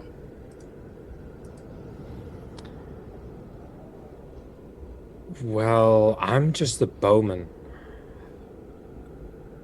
And your friend here is feeling mighty vexed by all this. I'm not surprised. It is difficult for me to see a weapon that I once wielded as a shining light helping people and doing what was right, and to now not even be able to touch it because of what I am. But know this, if you were, as you say, simply a bowman, then the sword would have left you by now. So even if you do not see anything more in yourself, know that the Sun Sword obviously does. It does not allow itself to be wielded by simply anybody. Oh yeah, no, we were instructed in this. I like to think you're saying we're instructed in that, like Leopold's like.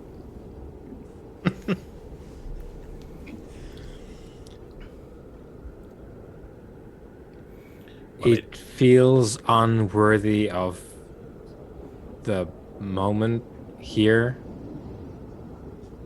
and very strange overall. But, and I'm sort of like raising up the sword by the scabbard, Yep. and I'm trying to talk to the sword. If you'd like to talk to, you could give it a go. I don't know if you blatantly don't need permission for it, but if you have it, then maybe it'll be better for you. I don't know how this works, but if you want to say anything, here's your chance, because yeah. Okay, the voice of the sword in your head says, with your permission, since I can currently only speak through you, would it be, and again it's not like it's normal rambunctious self, it's quite sort of sorrowful. Mm-hmm. Would it be possible for us to have a moment alone with the bride of the Shining One? Of course. Malcolm, Lomas, Leopold, we're gonna tour the grounds for a bit. Okay. So as you walk off with this undead creature, and we'll just sort of like, we won't go into all of it, but the sword talking through you, and obviously you can hear all of this. The sword sort of asks how Silence Panel came to be as she is now. She tells the story that when the people turned against the ancient mages, the Senna, believing that they had caused the great ice age with their misuse of power, that she and her inner circle stood in defense of the reputation of the mages to buy them time to get away from the angry mob, and denied their prey as they saw it. They turned on the knights. They put them to death, blinding them and burning them at the stake. But the unjustness of their deaths caused their spirits not to rest, and they rose shortly afterwards. Initially they kept quiet, and they simply remained in the ruins, sort of like lamenting their own state. But when the island was threatened, they used their abilities to draw those who had died to them, since they could not leave the ruins, and they sent them scouring the island to attempt to prevent the misuse of the power that lies there. She then tells him that the rest of her inner circle have been finally killed. They were slain by the mutants, and she alone remains. She expresses surprise. She wasn't expecting like you guys to turn up, obviously, along with the Frost Dwarves. You discover that the sword asks about the Frost Dwarves, and Silence tells them that they are the descendants of the people who put her and her inner circle to death.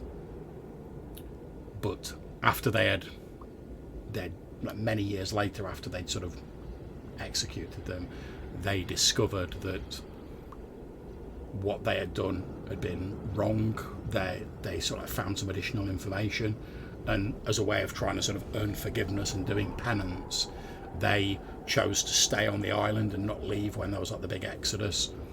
And they've been sort of staying here ever since, basically trying to fulfill the duty that the Knightly Order used to do, you know, protecting the island, protecting the stone.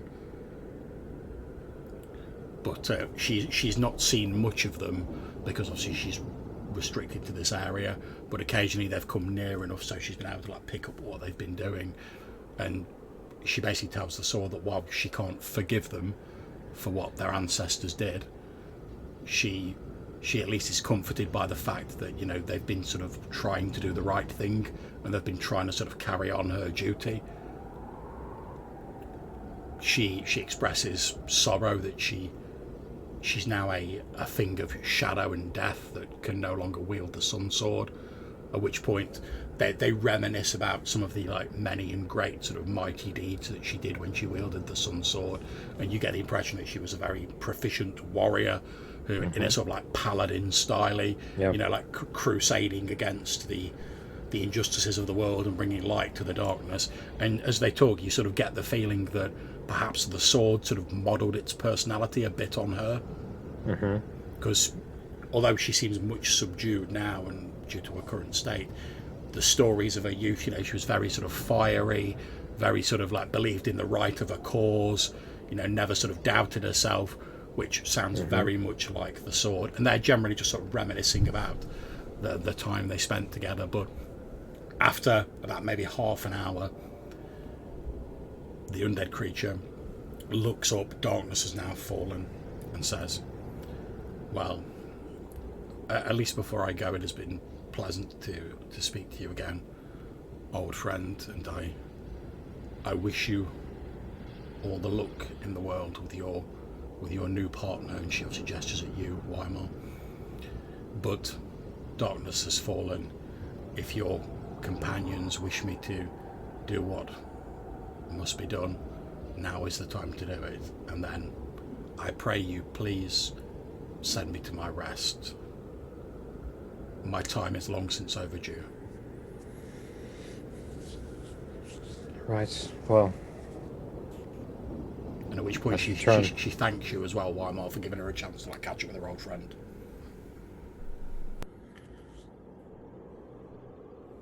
Well, at least that's one thing we've accomplished so far. That seems like the right thing to do here. At which point she says something in what sounds like a very ancient language that you don't understand, but the sword through you responds in the same language, and then the sword like laughs and just says yes. At which point she nods and she reaches inside her sort of like tattered robes and inside her armor, and she takes out a small golden necklace from around her neck, which is in the shape of a sunburst pattern made of gold, or gold alloy at least. And she holds it out towards you and she says, the flame of my order has long since guttered and died like a candle blowing out for the final time. But for what it is worth, as the bearer of the Sun Sword, I now judge you to be worthy of being one of the Knights of Solaris. And she holds out this golden medallion towards you. Okay. I'll just like reach out like reluctantly. It's a little tiny gold sunburst on like a little golden chain. Yeah. And she says, may it bring you to a better end than my own. And perhaps one day, far from this, perhaps a new light will dawn for the Order of Solaris. But I fear I will not be around to see it, unless the ancient tales are true, and those who have gone before us yet to look down from the realm of immortals on their ancestors and those that follow them. Well, for what it's worth, I hope what I was waiting for you on the other side is better than this. She nods and says, come, let us rejoin your friends. Right. Okay, so after about half an hour, Weimar and this undead creature approach, and the bride says, "Have you decided? Do you wish me to raise these poor creatures to send against the warlock's forces?"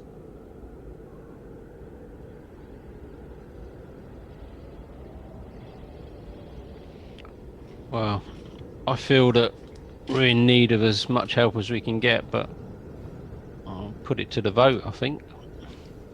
Nah. As you wish. Let me know your We decision. don't need this scum.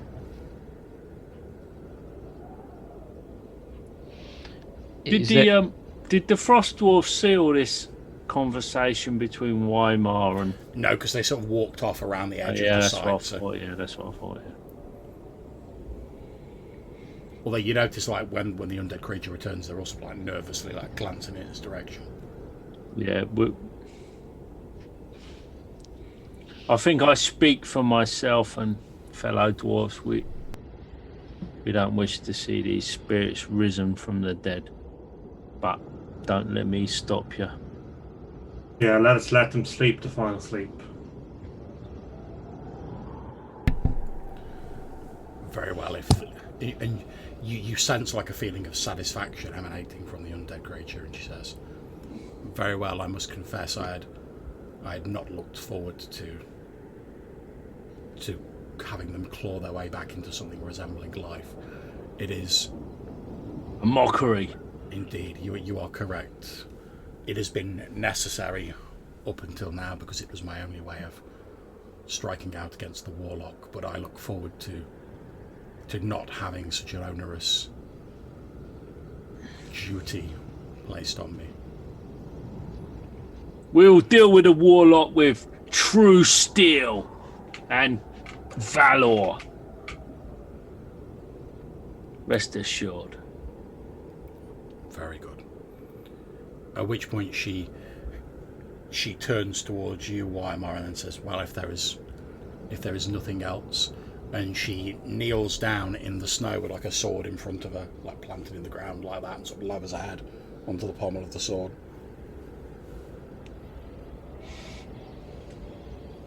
I'm gonna say to the swords, like, what do we do?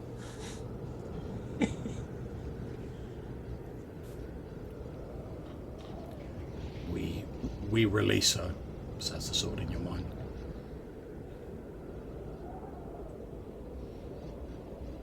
Just go and hacking. I'm not really an executioner, you know. I would seek to make this as painless as possible for my old friend. Please just swing me once towards her neck and she will be released. Right. Okay. So it's a very awkward scene of Weimar getting the sword out from the scabbard and then sort of like lining it up as if he's trying to golf. Because it's like, this isn't usually the way swords are used in his experience. Couple of practice swings. Yeah, and one miss goes to the elbow of the ghost lady. No. He spends a bunch of time sort of lining it up, and it says,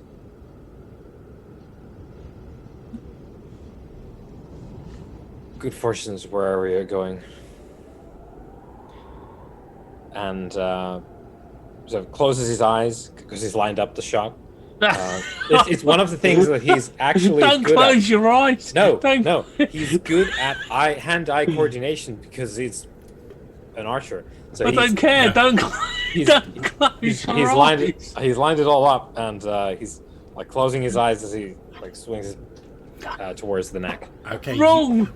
Wrong. You swing the sword, and about a second before it swings through the neck of the undead bride, you hear her voice very quietly say, "Thank you," and then the blade slices like a hot knife through butter through her neck. The head, still with the helmet on it, rolls free, falling to the ground. You see the lights dim in the eye sockets and wink out. Then a few moments later, the body falls to one side and lies still. A few moments later, the body and the head are both engulfed in white fire, which consumes them over the course of a couple of minutes, burning them to little more than ash. Weimar, you were lucky. What did you close your eyes for? God. Oh. How many ancient night ghosts have you killed, Leopold? Yeah, but why did you How close many your... of these have you killed? None, with a sword but... that talks to you and is on fire. But if I did, and I was in the position to, I'm damn sure I wouldn't close my eyes. What are you thinking of? Okay, well, if you want a second go, I won't close them this time. No. Yeah. In all fairness, you managed it. Right. Job's done. Let's say no more. I concur. But in the scabbard it goes. But next time, don't close your eyes. Yeah, next time when I have to kill an ancient night ghost who is ostensibly on our side, I guess, and very nice from what I could tell from the as you're saying this and you're putting the sword away, you hear the sword's voice in your head, and only you hear this, Weimar, saying, I could slap the smile off that tiny man's face if you'd like me to. No, we're talking, because that's what friends do when they're discussing execution. Let's go. At which point the sword says, its voice fading as you put it into the scabbard, says, my oldest friend is now dead, but thank you for releasing her. And then it falls quiet as you slide into the scabbard. And Weimar sort of like paces back and forth, like, fuck me. It's just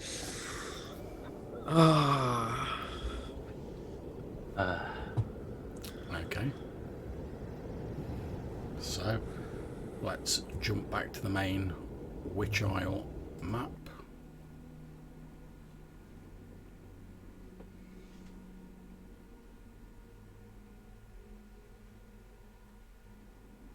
There we go.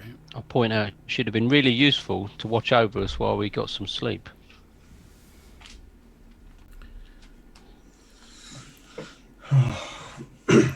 Okay, so are you guys planning to rest up for the evening? I think we probably should. Okay. Does anyone have any healing?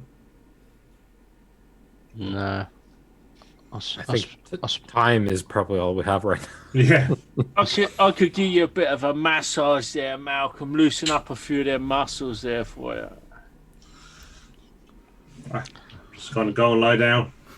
I feel like a few of these frost dwarf fellas could rustle up an ice pack or something for.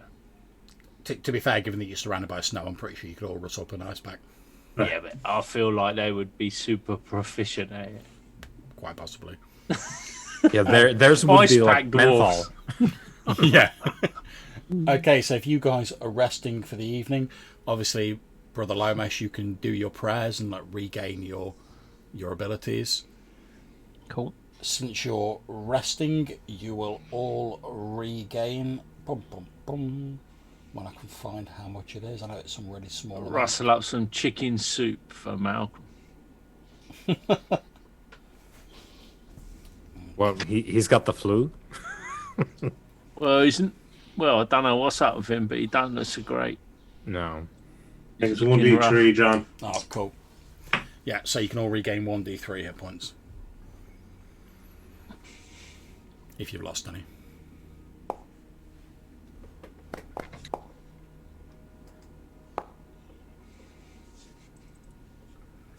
Am I orange? Yes. You rolled a 4. Yeah, that's what I thought. So 2.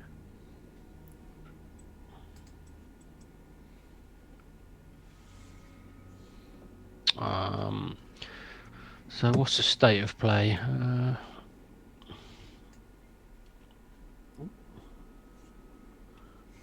Can't actually see. So I take it Malcolm's still in a bad way, really. Yes. Is everyone else? Is everyone else okay, pretty much now? Or?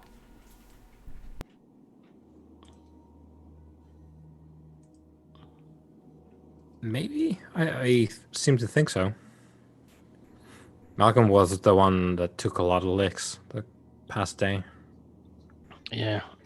Okay. Well, after my morning prayers, I shall attempt to call on Leander to do some healing on Malcolm. Yeah, as you're looking over the others, Brother Lomas, you can see that like Leopold and Weimar have got like a couple of nicks and scratches, but it's nothing major. Whereas Malcolm has like taken a lot of damage. He's got quite a lot of wounds on him. Yeah. Okay. He's mashed up. Okay. Well, I shall do that then. Give it a roll. See if this does the trick. Okay. So you call on the blessings of Leander. Yep. And you restore 4 hit points to Malcolm as you feel Leander's grace upon you, Malcolm, and fresh vitality flowing into your limbs as you all rest up for the evening in the shelter of the ruins. At which point, Weimar, can you please roll me a d6 just to see if anything like random happens during the evening? No, you're absolutely fine. The evening passes uneventfully. You wake up in the morning. The sun is shining over the horizon, like dancing on the white snow. And despite all the sort of bodies lying around, there is a strange sense of peacefulness in the ruins that you now occupy. As though, with the laying of the bride to rest, this whole place now sleeps peacefully.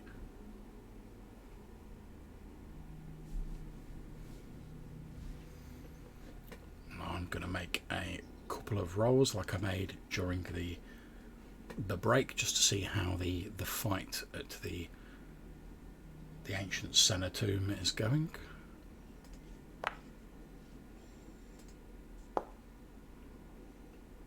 Okay. Either very, very well or very, very badly.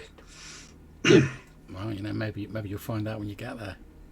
If you get there. Dun dun dun.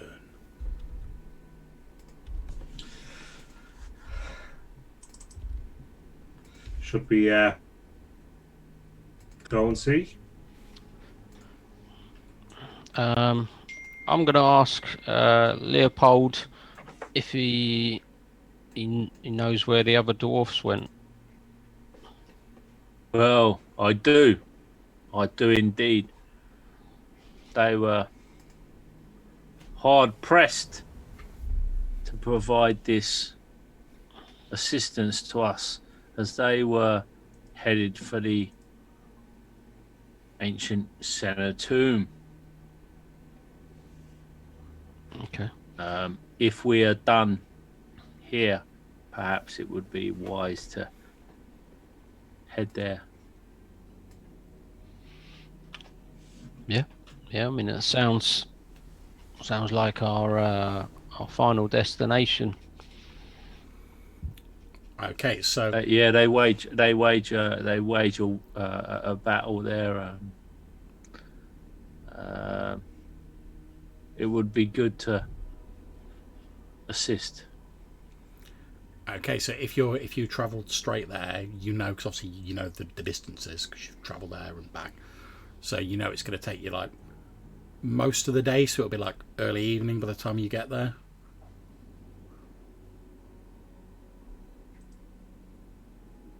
But if that's what you want to do, it's entirely down to you guys where you want to go, what you want to do. Are we happy that we've resolved by laying this spirit to rest? And you fellows of more wisdom and law than I, are you happy that we have done what we need to do here? It seems to me that there's there's something we will need to address eventually. I don't know if that's right now, but there's of course the John, what were they called? The ice water tribes? The Ice Walker tribes, yeah. Ice Walker tribes. And that's the people who get turned into mutants by Takrit and his master, right? Yeah. Or did I get that wrong? You know, there's like a number of these like ice nomads, effectively, and like the Ice Walkers are like one of these tribes who were apparently sort of like betrayed by Takrit, who was an outcast from their tribe, who sort of like corrupted the second in command, but like, you know, like, I'll like get the tribe to like follow me, and I'll like make sure you're the first in command. And like before they realised what was happening, he'd used the evil knowledge of his ancient master to corrupt them into their present form and bind them to service. Yeah. So we will probably eventually need to address this Takrit and those he has somehow ensorcelled into his service. And yes. At I feel like these frost dwarves are engaged in some of that, and maybe by aiding them, we strike a blow to that end. yeah, if we can have an accord with the frost dwarves, that might be a good thing. Do we know where they are? Where they're? Yeah. Well, they were headed to the ancient Senna tomb, and we could get there by the end of the day. My companions are keen to head that way. And I thought it was Tagrid that was at the ancient tomb leading the armies of the evil guy. So yeah, it's a two for one. If we can take them out, that will free these ice walkers at the same time, possibly. Agreed. Well, let us go and see what we can see. Right. And in any case, safety in numbers currently. I thought this was going to be a case of a curse hereabouts, indicating the nightly tombs and whatnot.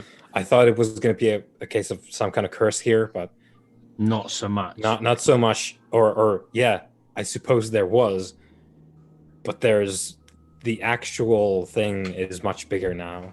Yes, I think so. I agree. Probably going about with the four of us is not the best of ideas currently. Well, when Leopold finally arrived, that is. Yeah. Better late than never, I guess. Well, did I not bring a contingent of frost dwarfs that would have ignored you without my diplomacy? I guess. Yes. Well, let us go and return the favour. Indeed. Well said, Malcolm Harp. Even in your dishevelled state, you speak words of wisdom. Perhaps you will recover on the journey. We will carry you in a palanquin so that you might rest fully.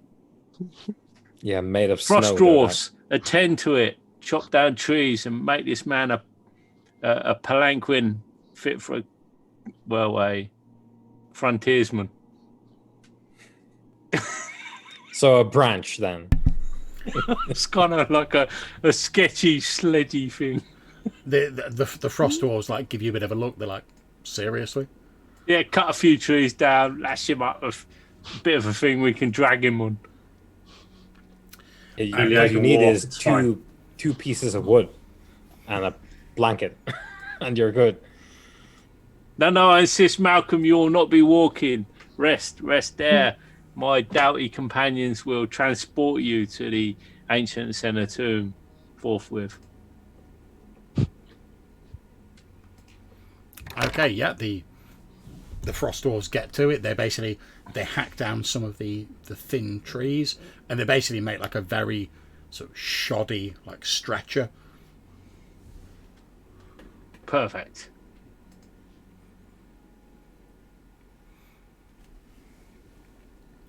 Okay, so what's the plan, guys?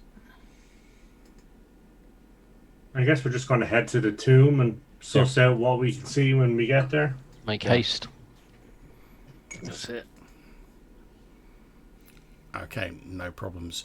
You get to the barrow, and there's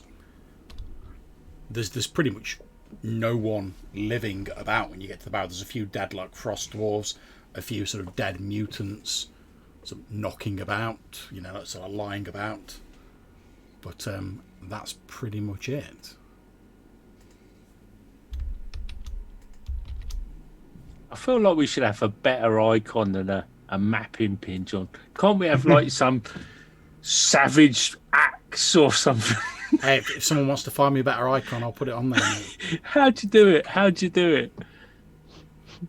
We need like a skull and crossbones. Or 4 likely lads. Rodney and down That's white. an Only Fools and Horses icon. Well, I shall see what I can do for the next session. Oh dear. I'm not being Granddad. Yeah, so I mean, is it fairly clear and obvious the main entrance to this? Yeah, it's a large barrow with like an opening in the front of it. The frost dwarves who are accompanying you say, we should take the hidden way down to the lower levels and join our brothers in the fight. If we go in through the front way, we'll have to fight our way through the minions of Takrid before we even get to our fellows. And lead the way, Master Dwarf. Okay, they lead you into the hills slightly to the northeast, and after sort of moving around it, they move sort of undergrowth aside.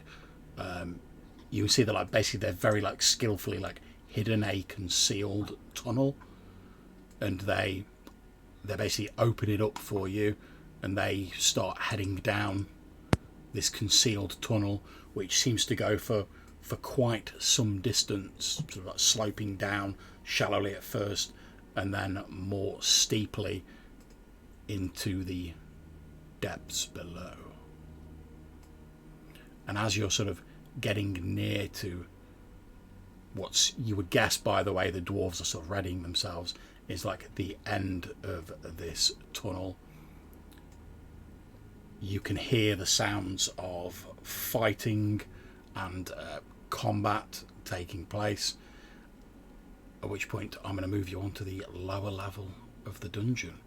Now, I can't remember if any of you have got torches set up on your characters, so if the whole thing immediately goes black and you can't see anything, let me know and I'll set that up.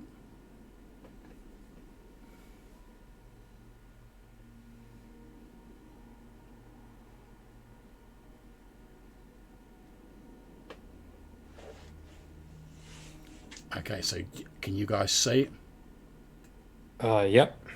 I can, yeah. Splendido.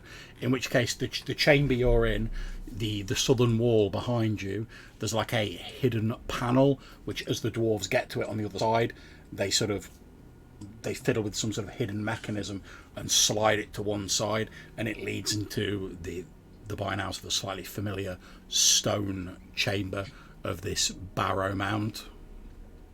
You can hear the sounds of fighting up ahead.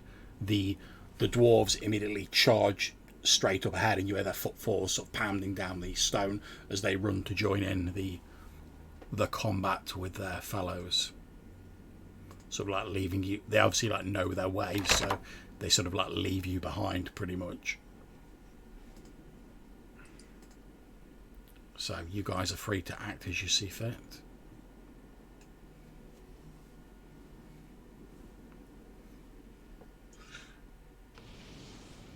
Well, there seems to be only one route at the moment. Yeah. So moving forward, it is. I can't seem to move my token. Oh, there we go. Okay, that must have been a connection hiccup. Yeah. Right. Okay. So inching along. Okay. Now it doesn't look as though you've got a torch set. Are you going to have a torch sort of ready? Yeah, let's. Because I put out the previous one. Yeah. On the witch owl. I'm gonna use the last of that. Okay.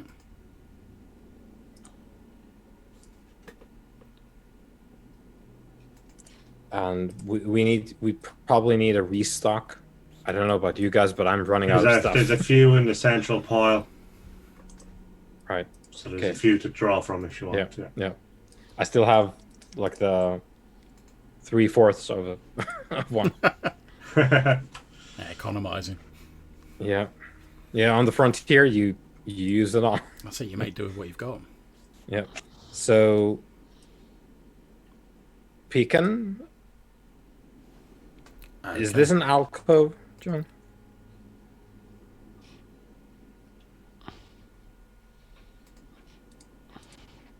It is indeed. I'm just trying to. Oh, that doesn't seem to be working. I'm not sure why. But basically, in front of you, you can see what looks to be as though it was like once a concealed door, but it looks as though the frost dwarves have sort of like obviously gone through it and sort of like left it open in their haste. So that doesn't seem to be working entirely. So if you find you can't move through it, if you want to move down that corridor, let me know and I'll just move you over. Yeah, it's okay. Okay, cool. And I saw you operating it, so that's cool. See, mine's lagging a little bit, so I wasn't sure if I'd opened it and shut it again. But basically any doors you get to that these dwarves have moved through will be open because they're not bothering to shut the doors behind them. They're just like, we can hear our brothers in combat. Let's go. So if Lomas is coming after me, I'll point towards this door that I just accidentally closed. For him to keep an eye on as I move forward. Yeah, that's fine. Yep. So you're taking moving a peek around the Leopold? corner here. She's getting left a bit behind.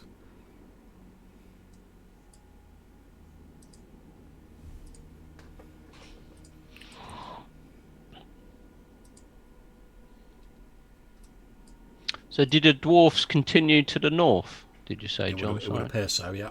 Yeah. Well, I'm gonna have a little look up there while the others continue.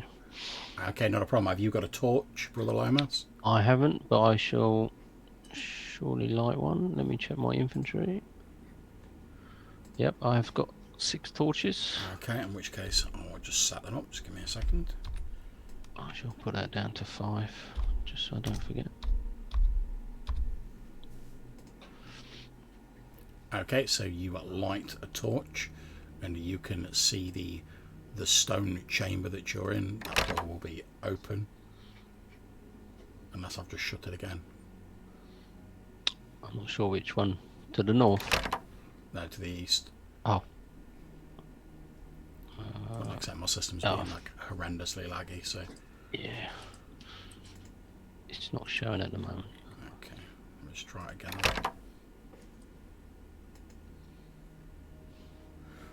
Well, it's fine. I'll tell you what you can see anyway. So beyond that is another stone chamber. You can see that there are 3 of the mutated soldiers of Takrit in that room. As you like open the door, they sort of turn round and spot you there.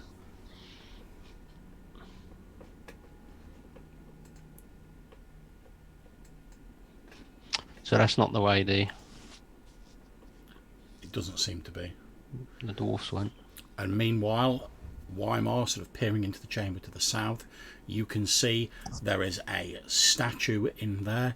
It appears to depict the judge looking very much as you saw him previously, sort of robed figure, etc., holding a set of scales. Right. I'll step closer, take a closer look, maybe, with the torch. Okay, it seems to be of extremely skillful manufacture, but it's not like a properly ancient statue. It's obviously been made like... It's not been made like last week, but it's not sort of thousands of years old. Yeah, and I suppose, given that it's not exposed to the elements, it wouldn't erode anyway. Yeah. That much. So it's, for all that I can tell right now, it's a statue. Yes. There's no other functionality. It's not an altar for offerings to be placed on or anything. It doesn't appear to be, no. Yeah. Okay. Good. So I'll get a little bit forward here. Okay. As I hear Malcolm scuttling about behind me. Okay, so since the three mutants have spotted Leopold and Brother Lomas, effectively we're going to go into like a small sort of combat. So I'm going to drop all the people who know you're there into a combat. Reroll the initiative.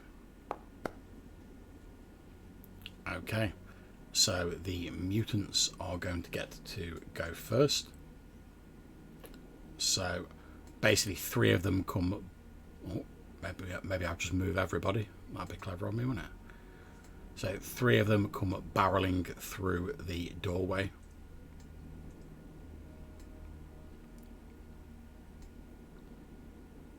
And they are going to attack Brother Lomas.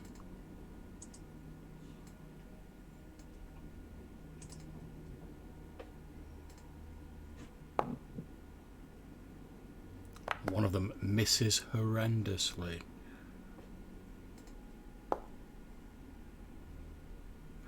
Two of them miss horrendously. One of them, however, strikes you with its crude cudgel, causing you 4 hit points of damage, Brother Lomas, as these 3 shrieking mutants rush through the doorway and start laying into you with their clubs. Obviously, Malcolm and Weimar, you can hear this going on because it's not too far away. So, next to go is Malcolm. Okay, so hearing that there's something going on, I will come back. 2, 3, 4, and I think I can get in there, and I will attack this one with my sword. Okay.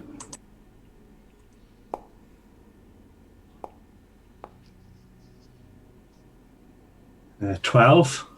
Okay, that's not enough, unfortunately. So, Okay. we move on to Weimar. Obviously, you can hear the sounds of combat breaking out nearby. Yeah. So we're gonna go and investigate. That's 1, 2, 3, 4, 5, 6.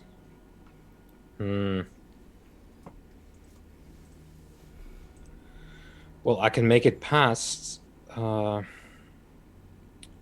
Leopold. Yep. So I guess that's what we'll do. Okay. I'll go there and get out the sun sword. Okay. As you pull it out, there's the white flame licks around it. However, it remains uncharacteristically quiet. Perhaps still mourning the loss of its friend. The somber sword. Indeed. We then move on to Brother Lomas. Okay, I should just move slightly just to make it easier for my companions, and I shall use my staff to swing at this mutant standing in front of me. Go for it. Oh,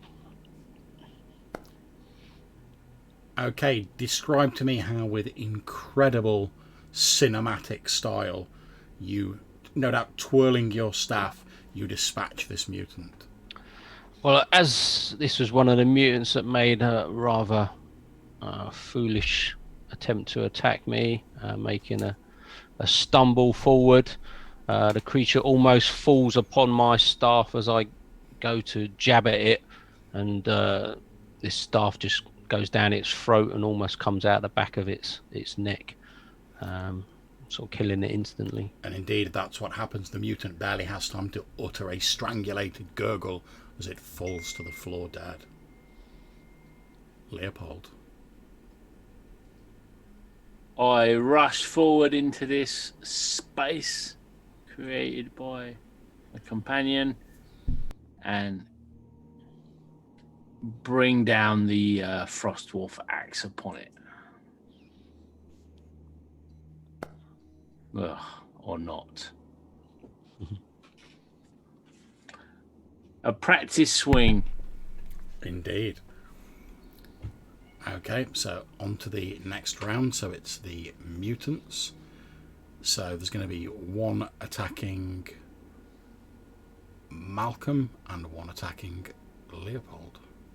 So the one attacking Leopold.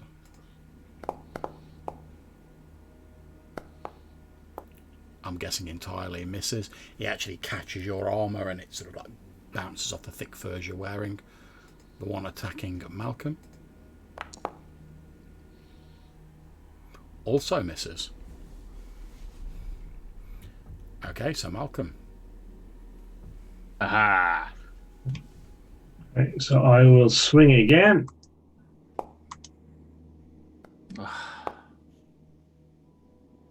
13. Yep, it's good. You cut down the mutant who's trying to swing its club at you, ducking under its blow and stabbing under its armpit and up into its chest, dispatching it. Oh, nice. Weimar.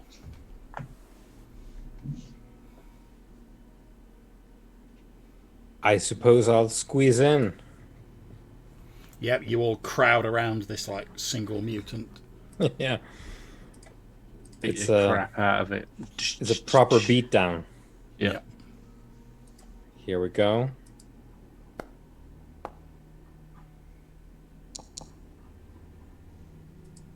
$13. You rush in, swinging the sun sword down, and basically like cleave this mutant in two vertically, like the sword going straight through it and sparking as you hit the stone slab of the floor beneath it. It pauses for a few moments, then in that cinematic style you see the like a red line slowly move down its body, and then it goes and just falls to the ground. Then I flick the blood off the sword Indeed. as I slide it back to the scabbard. Okay. We're no longer in combat rounds. What do? You still hear the sounds of fighting coming from somewhere up ahead of you. I'm going to make a quick roll to see how that's going.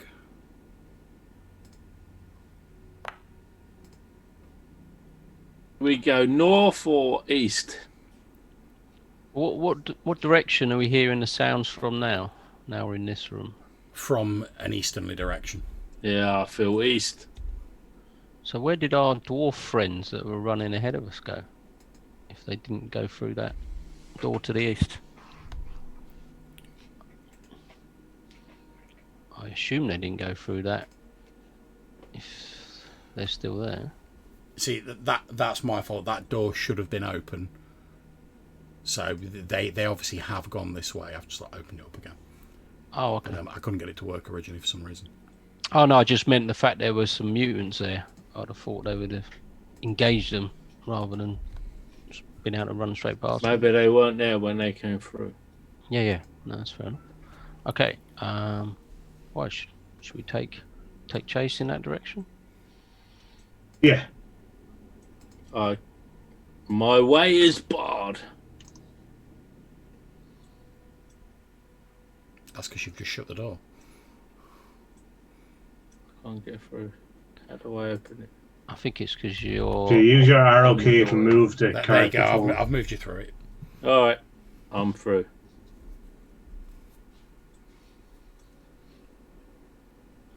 Oh.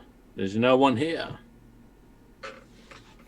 You can see as you look down here, Leopold, you can see what appears to be the remnants of like some sort of like metal grate or something similar that must have once like barred passage further to the east.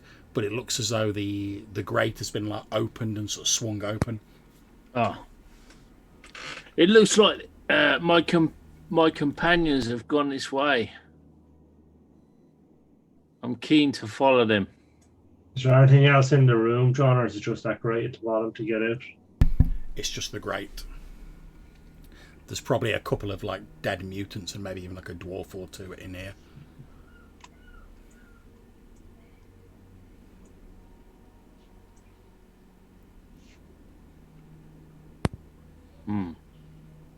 Is what can I hear now, John? Can I hear these sounds of combat still going on? Yeah, you can still hear sounds of combat, and you hear what seems to be a number of screams. Although whether it's the mutants with their battle cries or dying, or whether it's the dwarves, it's difficult to tell, given the cacophony that's going on.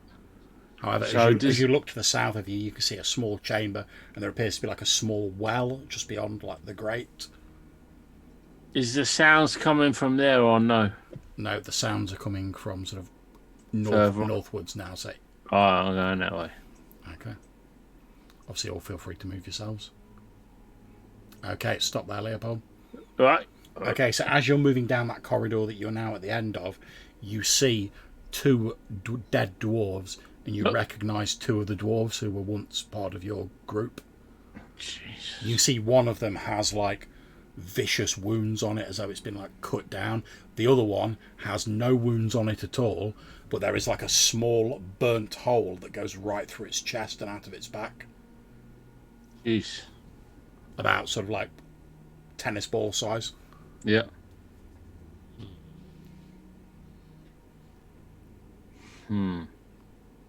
So whilst everyone's running up ahead, what's Weimar doing?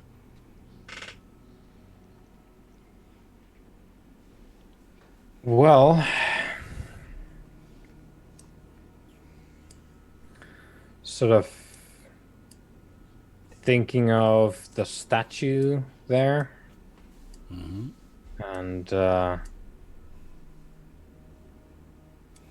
well, I suppose I like to think that maybe the sword has a sort of feedback that he gets as well, because the sword is feeling quite down. Yes. I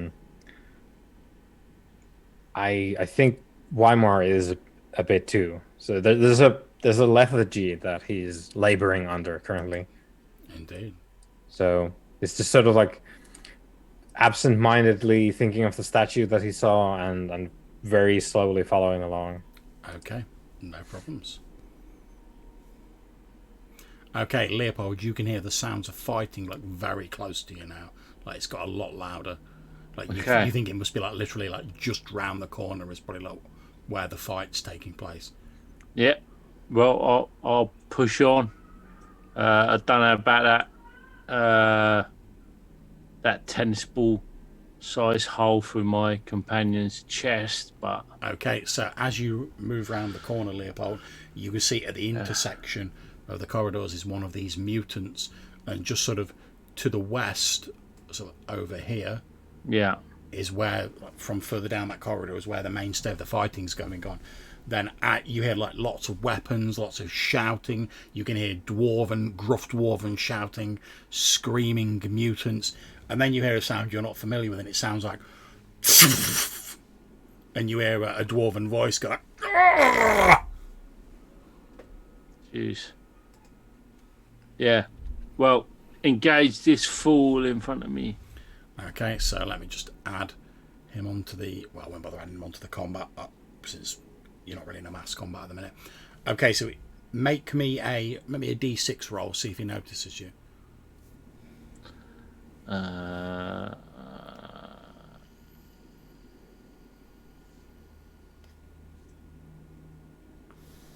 Tree. Okay, you are grand. He's obviously a lot of the noise of combat is covering your approach. So he's like paying full attention. Like he's obviously like one of the rear guard getting ready to like move in.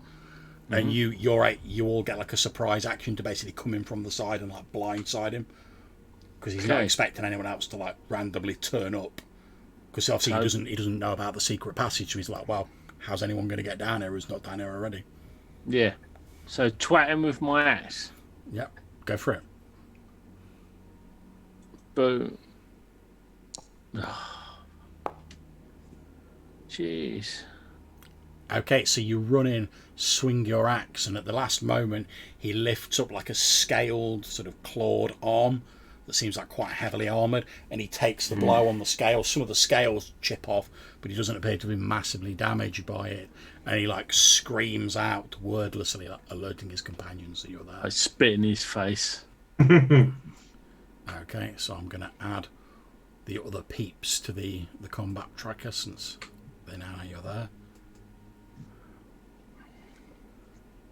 Okay, and we'll effectively start normal combat rounds. So we start with Malcolm. Okay, so so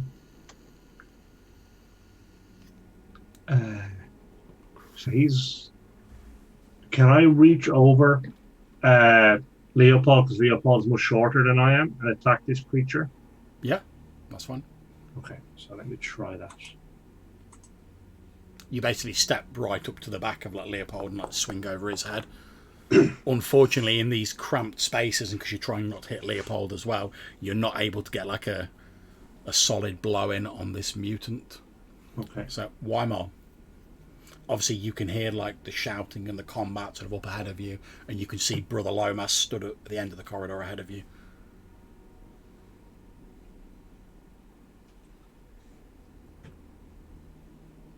You're muted, Sorry. Johannes. Yep. Just trailing behind, and because I can see that the corridor is stuffed. Yep. I'm just gonna wait. Okay, that's fine. For something to happen now. Okay, so Brother Lomas. Yeah, I mean, in my current position, I can't see, so I'm just going to move slightly forward. Yeah, it's a similar situation. I can't quite see what's developing in the room ahead. So you're none of you are really accustomed to sort of like fighting in the cramped conditions of like. I mean, this was originally built as a barrow mound, so whilst like the low ceilings and the small corridors are like grand for the dwarves, you guys are sort of like a bit hampered by it. You're used to, as like hunters and people like that, you're used to like fighting out in the open and being able to use the terrain, so you are finding it a little bit difficult. Okay. I'll hold there, waiting to see what happens ahead. Leopold. Can I just like rush forward, gridiron style, and ram this fool up the corridor bodily out of the way, clearing? If you can make me a strength roll, you can indeed.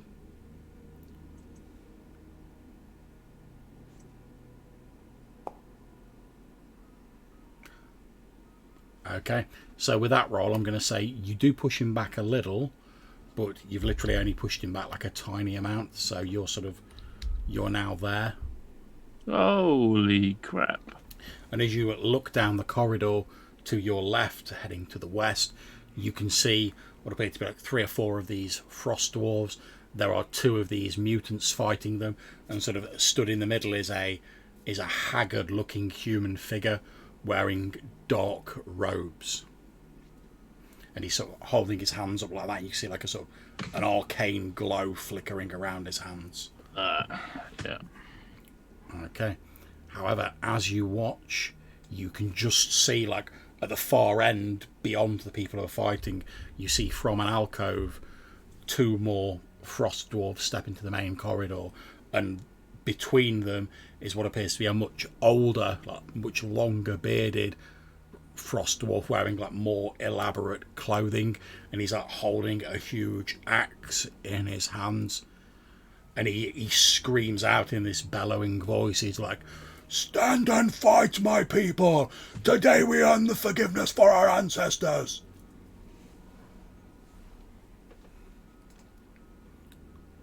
Okay.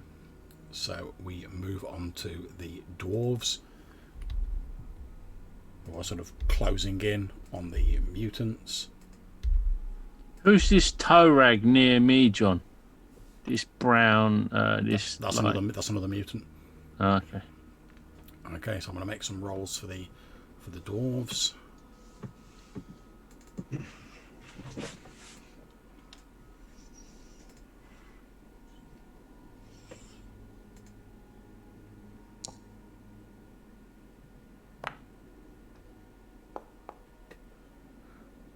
Okay, so this frost dwarf here sinks his like ice pick into the mutant, the one you just referred to as a toe rag, like just sinks it into the front of his skull between his eyes, and then wrenches it out. You see like a splatter of mutant brain matter on the floor of the corridor, and the mutant falls to the ground. Former toe rag. Okay.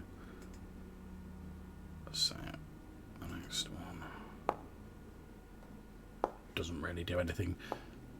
So you can now see there appear to be sort of 5 or 6 frost dwarves, and this like one who's obviously leading them, and there's like a single mutant, and you presume Takrit, this figure in robes, sort of stood there in the corridor. However, now it is Takrit's turn.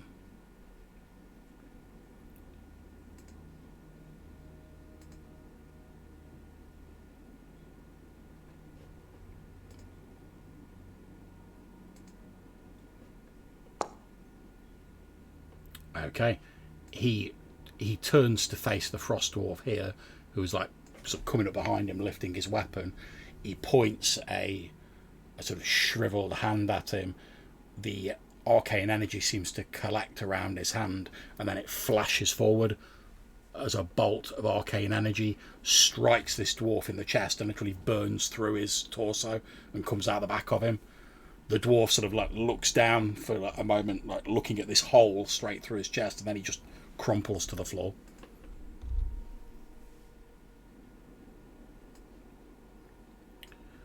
Okay, so it's back round to Malcolm. Okay. Okay. Sorry, so these two guys in front of this guy here, is he a dwarf or is He's a frost dwarf. He's a frost dwarf, okay. So frost dwarf, okay. Right, okay, so there's nothing between me and Takrit. Okay. No, I mean so, the only thing that's sort of the only mutant who's on your side is this one here. Okay. Because obviously your companions and the other dwarves have like dealt with like his rear guard effectively. Okay.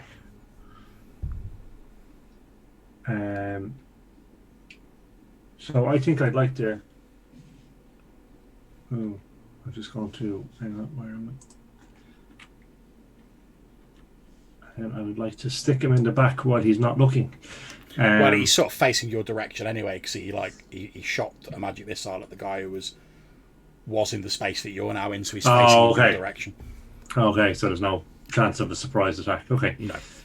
Okay, let me see how this goes. I don't suppose a 10 does it because he's a wizard, no? Unfortunately not. However, as you strike him and you've aimed it perfectly, you're like got him banged to rights. As you're about to do that, it's almost as though something like turns your blade aside at the last minute, and you briefly see what appears to be a small like gold ring on Takrit's finger sort of glow slightly. Okay. Excuse me. Okay, so Weimar. Guess we're rushing forward now. So that was 1, 2, 3, 4, 5, 6. Oh no. And then we get treated to Weimar's second catchphrase. Mm-hmm.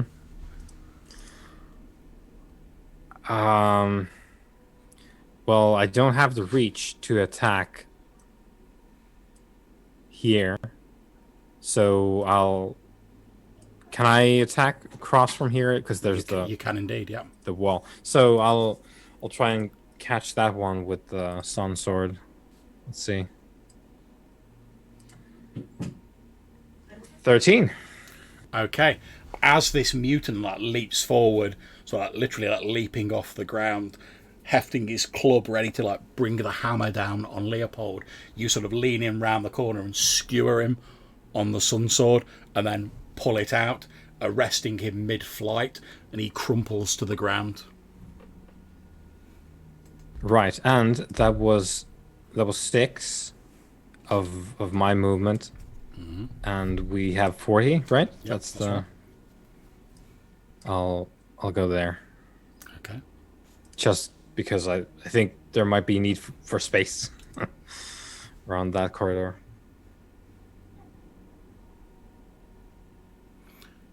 Okay, so it's now Brother Lomas. Okay, obviously hearing the fighting and that, I shall continue up the corridor to see what the current situation is.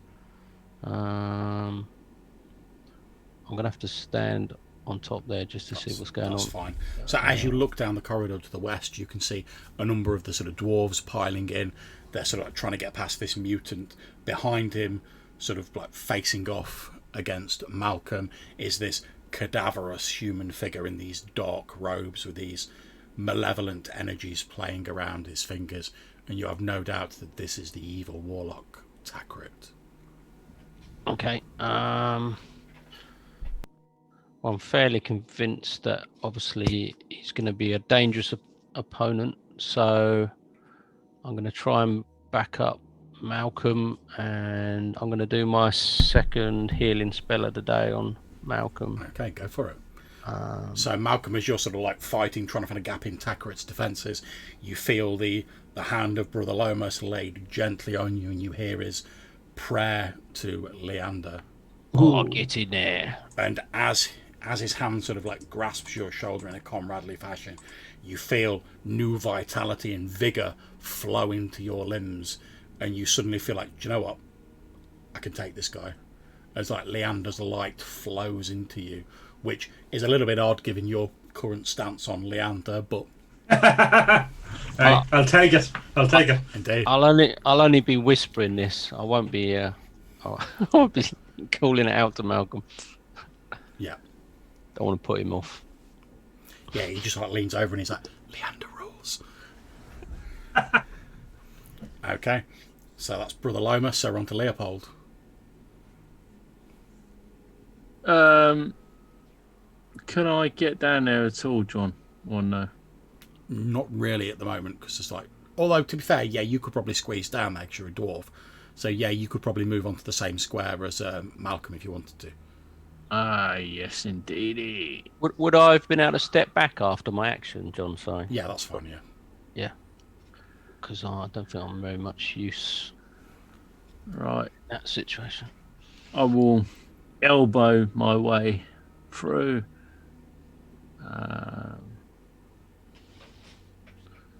Bat this fool with something axe-like. Would it be an axe by any chance? Yes, exactly right. Yay! Oh, Boom. Hey! ooh, nice. Okay, so you deliver this vicious, like midriff, like slice diagonally across the midriff to Takrid. He lets out a scream as like blood sprays onto the walls, and he falls like back down onto one knee, sort of like clutching his chest. As he does so, he like holds out his hand, and he's like, Master, protect me. And as he says this, you see what appears to be this almost like hole in the air sort of like appear next to him, and through it you can just make out this like dark sort of shadowy misty shape, and you get to the impression of sort of tentacles and slimy flesh moving beyond the hole, though mercifully the full sight of it is veiled by the shadows that crawl over it. As he says, "Oh, Master, please protect me," you hear a deep booming voice. if you think of like when they speak the tongue of Mordor in like Lord of the Rings, in that sort of style, and this voice says, "You have disappointed me, Takrit. I have no time for such weakness." And saying that, the hole just like goes and disappears. And the like Takrit's literally on his knees, and he's like, "No, master, please." And you can see like his blood's like leaking out. He's blatantly on his like last legs, but he's still like hanging in there somehow. It sounds a bit like that dude out of the new Star Wars movies, you know, like the follow-on. Indeed. So the mutant here, there's little he can do other than like attack the frost dwarves, just due to where he is. So I'll just make a quick roll for him for that. Okay, perhaps sort of shaken by the knowledge that his master's sort of falling behind him, he's unable to get a bead on the dwarves, and like, two of the dwarves are literally just like body slam him down to the ground and like hack him to pieces with their axes, leaving just you guys and Takrid. Now we're effectively no longer in combat because Takrid's like spuffed all of his magic missiles and he's got like 2 hit points left. He's literally like lying there like trying not to bleed to death. That's going to be his main action. So we're effectively not in a combat anymore. Now obviously the dwarves are sort of moving forward towards Takrid, but you guys are nearer, so it's pretty obvious what the dwarves are intending to do by the way they're holding their weapons and looking at him. But obviously you guys are nearer, particularly Leopold and Malcolm, so if you guys want to do anything first before the dwarves get there, you can do. Okay, so quite excited by this special ring that he seemed to be wearing. Indeed. I'm going to kind of step on his wrist and then try and take the ring off his finger. And I will call out to the dwarves that we need to speak to him before anything else happens. Okay, so you've effectively gained a ring of protection +1, which I'll add to your character sheet shortly. Okay. It effectively gives you like +1 AC. So yeah, you step on his wrist, he's got no strength to oppose you, and you just pull it off his finger and like slide it onto your own. Okay. And so what is it you're saying to the dwarves as they're stomping forward? You see like the obviously the leader of the dwarves is like pushing past his men. He's like lifting this big axe up, and he's like, "Now we end this." We're not finished with him yet. At which point, make me a charisma roll. Oh, okay. I'm gonna give you a -1 bonus because you've got like a dwarf like backing you up. Because obviously you've got like Leopold like right next to you. So it's like obviously you're like a friend of the dwarves.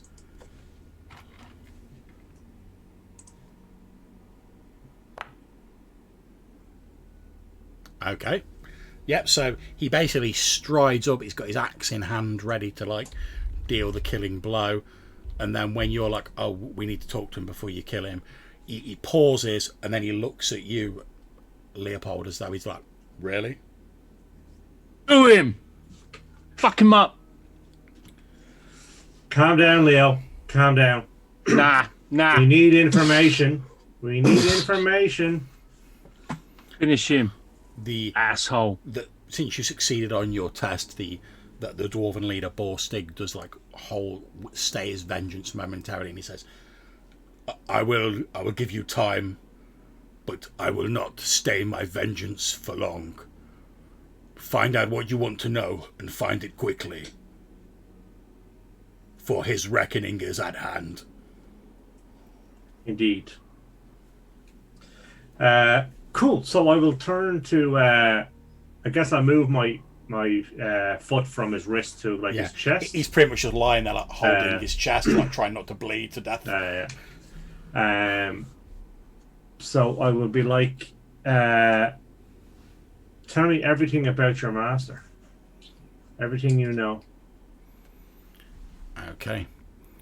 He says, he's obviously struggling to talk because of like his injuries, but he's like, when my tribe cast me out because I had the talent, I wandered as an outcast, and I wandered far to the west, and I found the lair of an ancient power called Arkbeat.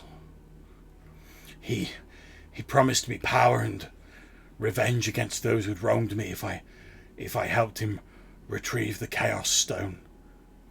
And he lent me his power to make those who had wronged me into my servants. But we could not move the stone, it was too big. We did not have the strength. Then we heard that these and he sort of like gestures feebly towards the dwarves. We heard that these creatures had a weapon that my master told me could be used to break the stone, so that we could transport it. He sent me here with my troops to retrieve it, but we underestimated the numbers of these creatures, and we were beset by the walking dead, who sapped our numbers. This was supposed to be our final push. Once we had eliminated these creatures, we would search this place, find the weapon, and then use it to break the stone. What is the name of this weapon? He says, I do not know. My master did not reveal that to me. At which point the dwarven leader Borstig, who still stood there, he says, I think this vermin speaks of the ancient hammer, Misery's End. Okay. That we have guarded for many years. He is correct. It could be used to break the stone, but you will never have the chance, he says, like looking down at the warlock.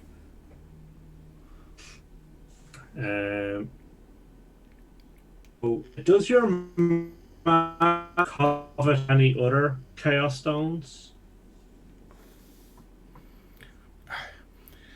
If he does, he has not told me, but I know that the creatures that I have made are a pale reflection of those which serve him. He is far more mighty in the arts than I am. Such creatures he has. He promised to teach me if I retrieved the stones. He said he would be able to unlock great power from them. But he has forsaken me. He has. I have failed him. Thousand Pearly.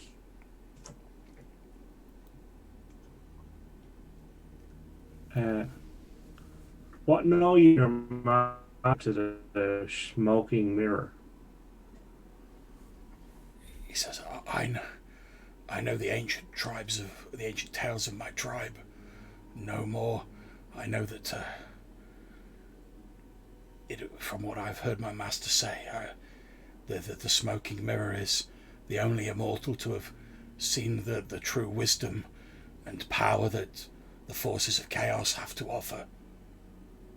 Those others feared to peer into the darkness, scared of what they might become.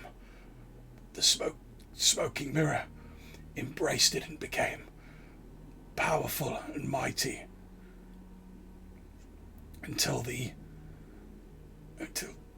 mages bound to him.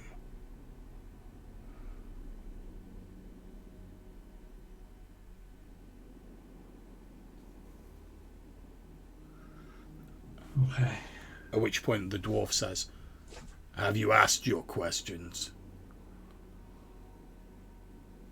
Good. Although when it's done, I have questions for you too.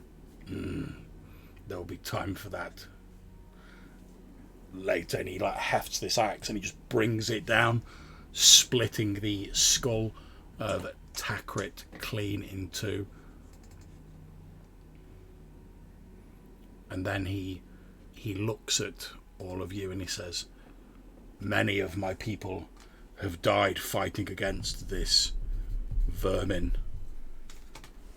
Those who survive it is our way. We will now feast and lament their loss, but give thanks for those who have survived.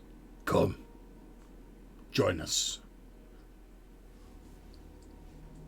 Certainly.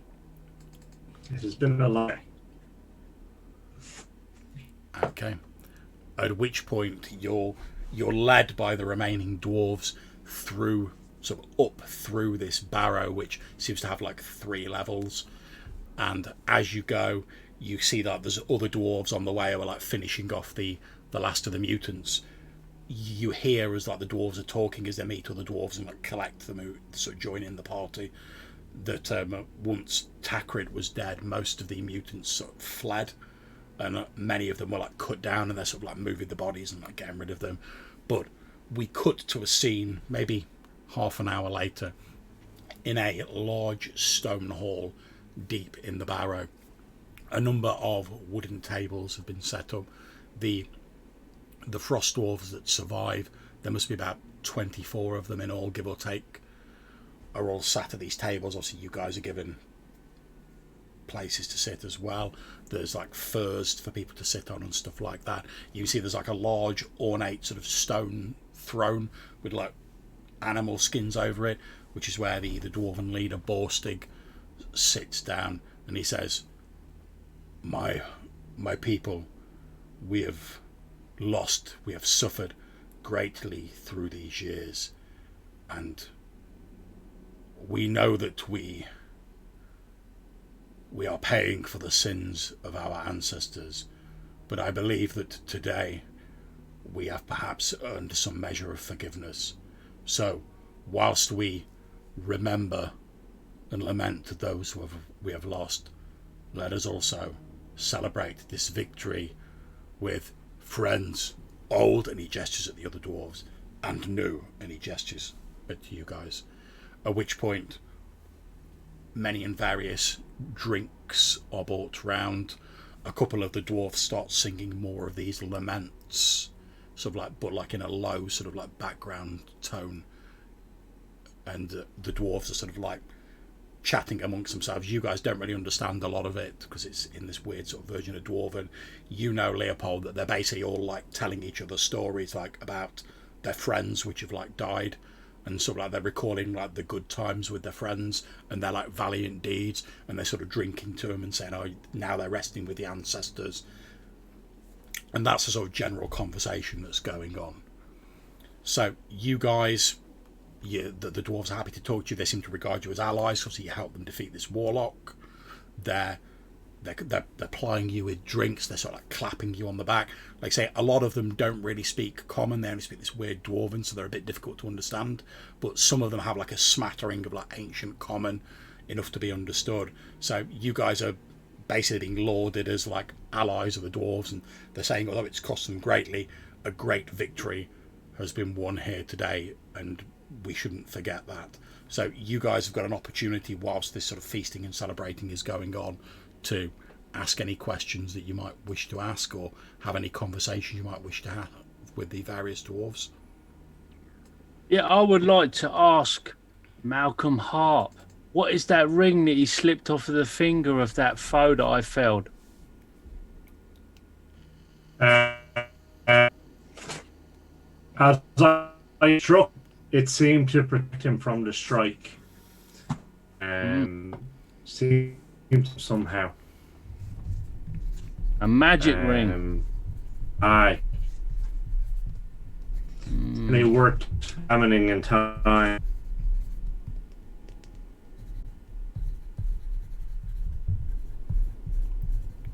Okay. I lost. Yeah, your sound sort of dropping out a bit, Rob. Yeah. Oh, sorry. It's all right, man. I have to remember what. So I just find that it protected the strike and it sent from my blow. Your dwarven experience help know what it is or what's dangerous.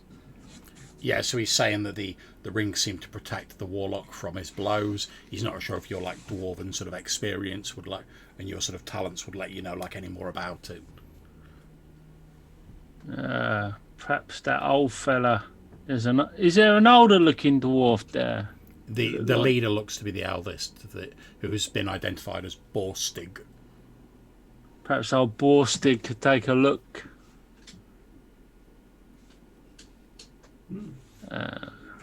Borstig, we recovered this ring from the sorcerer. He likewise spits when you say that, and he like, nods at you approvingly. And then he walks over and he has a look at the ring and he says, "It looks to me as it has a minor protective enchantment on it. It is a trifling thing, but it may make you slightly more difficult for an enemy to injure." See, always a bonus. And then he like looks at one of the dwarves and he says, "Bring forward what the warlock had on him." At which point a dwarf comes forward like carrying like an animal skin that's obviously wrapped around something. He lays it out on a table in front of you all, and you see what appear to be a number of gemstones sat on the animal skin, and there is also a small clay vial with a sort of like a bung in the end of it. And these were on the warlock, yeah? The dwarf nods who's put it down. Borstig says, I have a proposal for you. Since you are friends, you have proved that. I give you the choice. You have heard that one of the reasons we have tried to keep the Misery's End's existence a secret is because it is a powerful item that evildoers would seek. It is clear to me that we cannot simply hide it here any longer now the enemy knows it is here. So I give you the choice. You can take this, and he gestures at the stuff that's on the animal skin, he says, or I will give into your custody Misery's End, on the understanding that you will take it far from here and you will keep it safe. What say you?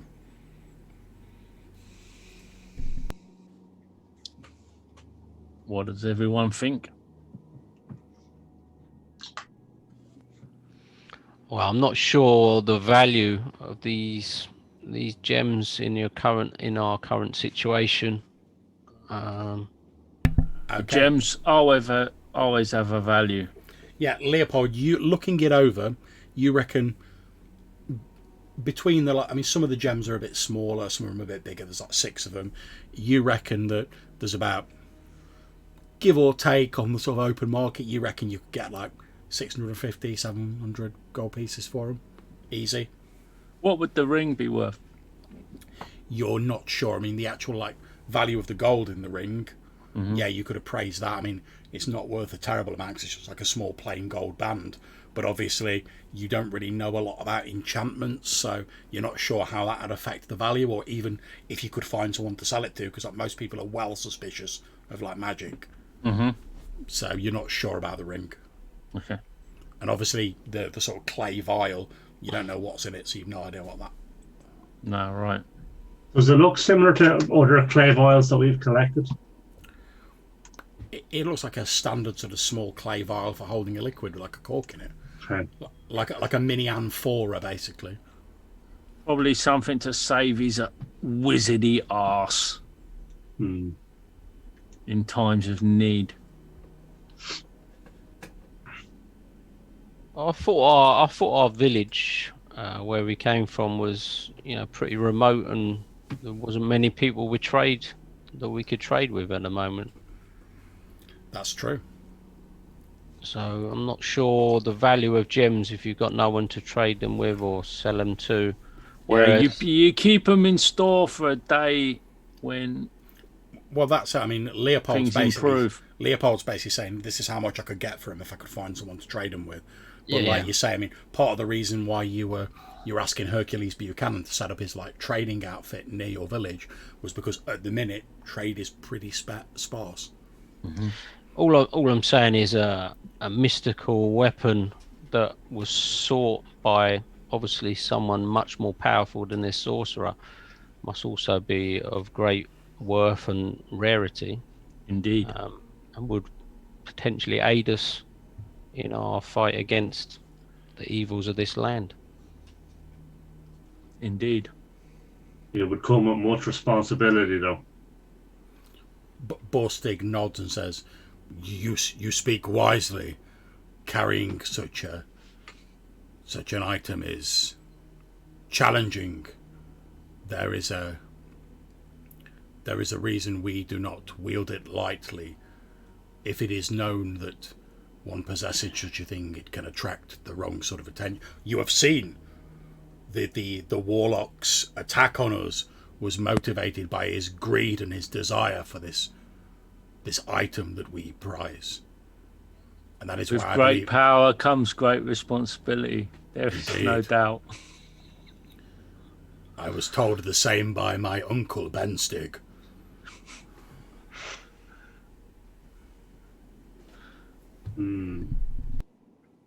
Good stream, everyone.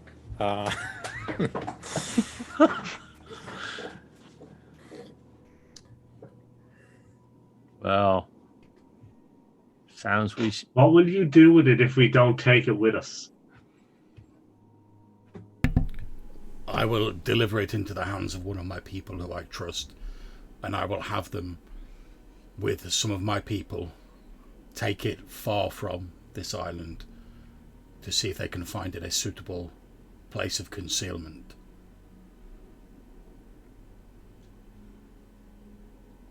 We are not well travelled for many generations. We have not left this island, but we can no longer allow Misery's End to rest here.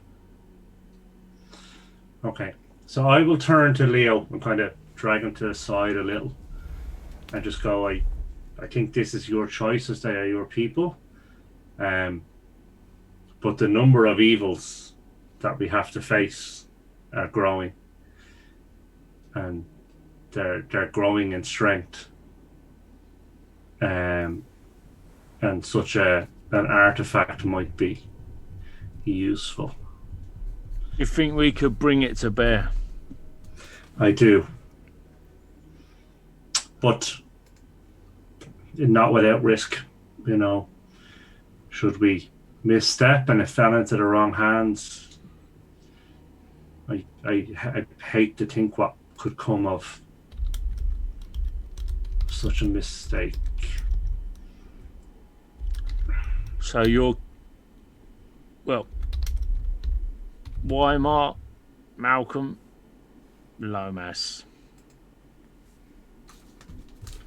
Should myself, Leopold, offer to take up this thing from my fellow dwarves?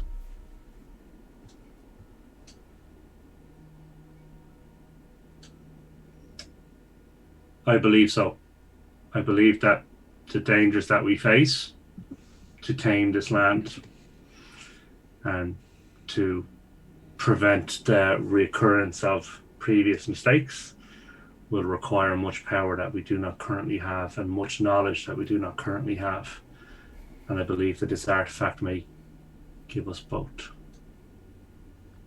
Well, they seem like they've grown tired of maybe not tired is the word, but they've it's been a burden on them for some time. Fatigued. Yeah. I feel Leander has presented us with this opportunity, and I feel that we should not waste it. All right. As you say that, Borstig looks at you, Brother Lomas, and he says, What is Leander? Worry not, Borstig. Leopold, we're representing our assembled throng. We'll take up the burden and carry it forth from here, and you need concern yourselves no longer. We can take it in our safekeeping. He nods, points towards one of the other frost dwarves and says, "Hanvas, take those two. Bring forth Misery's End." At which point they head off, and about 15 minutes later, they come back in, so very reverently.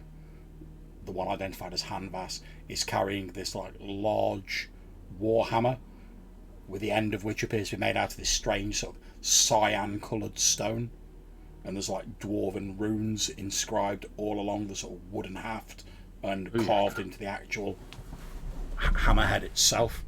And they literally move forward, and they're sort of like holding it up to you. I'll like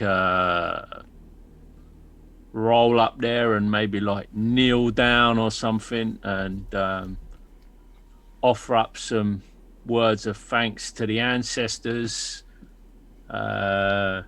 Solemnly take it off them with some oaths of assurance that it will not fall into the hands of the unworthy, and we'll kick some ass. Okay, yeah, you take Misery's End, this dwarven warhammer, and although it has got some weight to it, it doesn't weigh as much as you would expect it to, given like how big it is. Mm-hmm. I mean, it's not like double-handed or anything, but it's like hefty.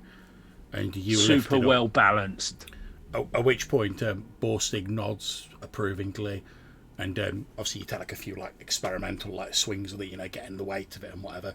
And Borstig like leans down next to your ear, and then he, in an almost like slightly mischievous voice, he says, "Throw it." What now? Yes, and he points at like an empty table that was occupied by Hanvas and the others who haven't sat back down again yet.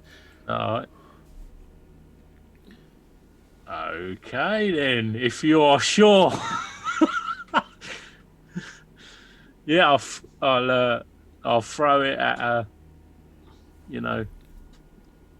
call out a target and throw it. Yep, you throw it at the table and it like smashes into the table, and then like you're sort of stretched out like that, having just thrown it, and then before you can pull your hand back in, the hammer actually like flies back into your hand. Oh, Mjolnir! Ah, excellent.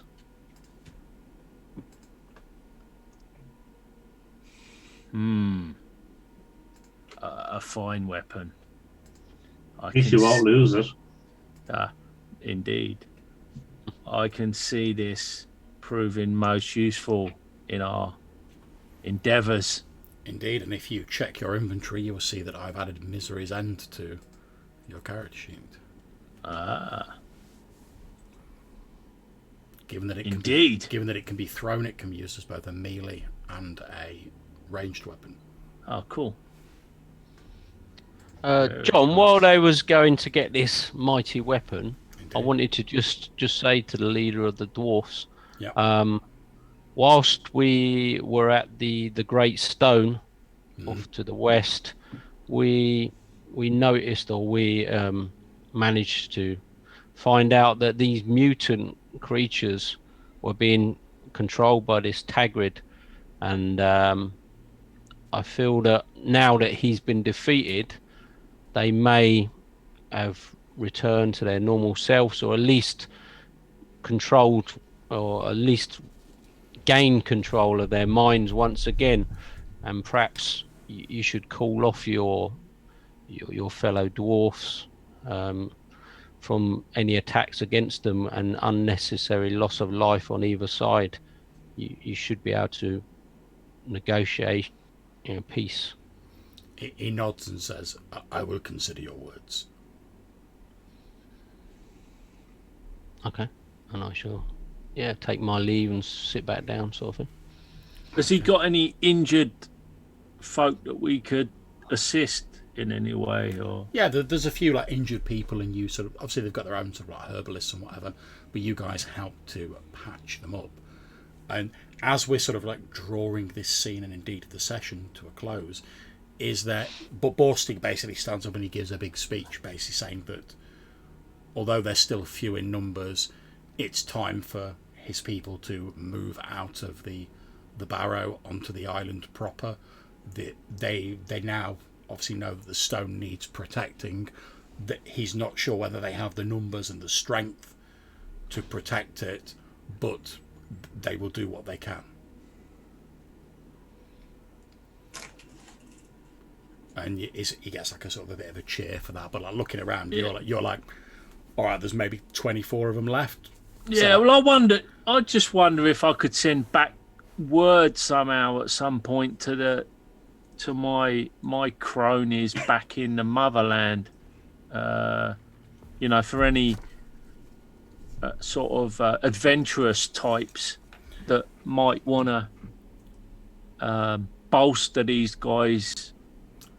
You certainly could do. Efforts. Obviously, either you or like you'd have to give a message to someone who was getting on a ship going back to Rohaleen, which would take like a fair old amount of time because they'd have to get back, round people up, get them back to Valconan. So you could do it, but obviously you'd have to find a ship and find someone to take a message. Yeah, I'll maybe I'll have to crack with these guys and see if they would be, open to that suggestion that, there's a few maybe back where I'm from, there's some displaced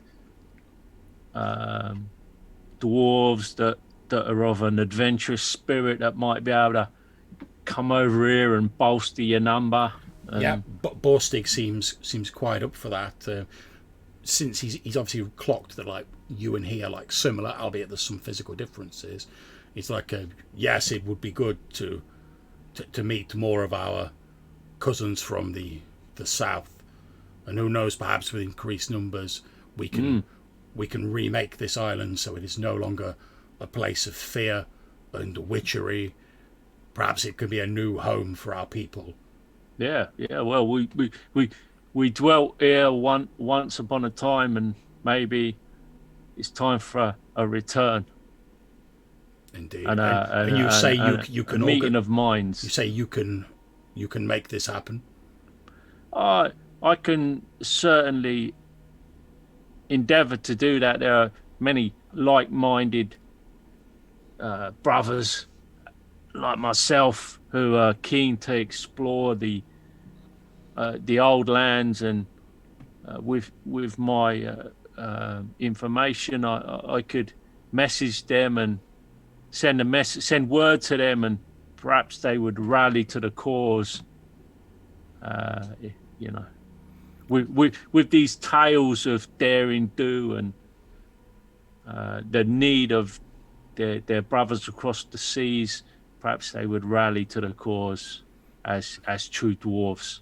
He smiles and he like claps you on the shoulder in like a friendly fashion, and he says, "Then it is good that Misery's end has passed to you, for perhaps with our victory here, and with more of our cousins to help us rebuild, perhaps our own misery has finally come to an end." Indeed. And that is also where we end the session for this evening. So, Skull! And indeed, a rousing cheer goes up. You are all proclaimed as friends of the Frost Dwarves, and you are told that for as long as you live, you will be welcome on this island. That they're saying that they're going to rename it. It's no longer going to be Witchar. They're going to rebuild it and make it something good and sort of build a new homeland for themselves rather than it being the haunted undead ruins that it is. And they say that you will always have a place in their halls and you will always be regarded as friends of their people. And there's a rousing cheer, much drinking, and we fade to black as the Frost Dwarves, having finished their laments, now begin to sing hopeful songs of the future and of the bravery of their new allies. And that is where we actually end the session. So, thank you very much for playing, guys. I hope you all enjoyed it. Yeah, man. Thank you. Cheers, John. Thanks for running it. Yep. Indeed. And obviously we will sort out XP and the like shortly. But for now, I'm going to end the stream. So thank you to anyone who's watching this in an hour in the future. And obviously, thanks again to my wonderful players. I've thoroughly enjoyed running the session. And hopefully we'll catch you for the next one. So take care. Bye.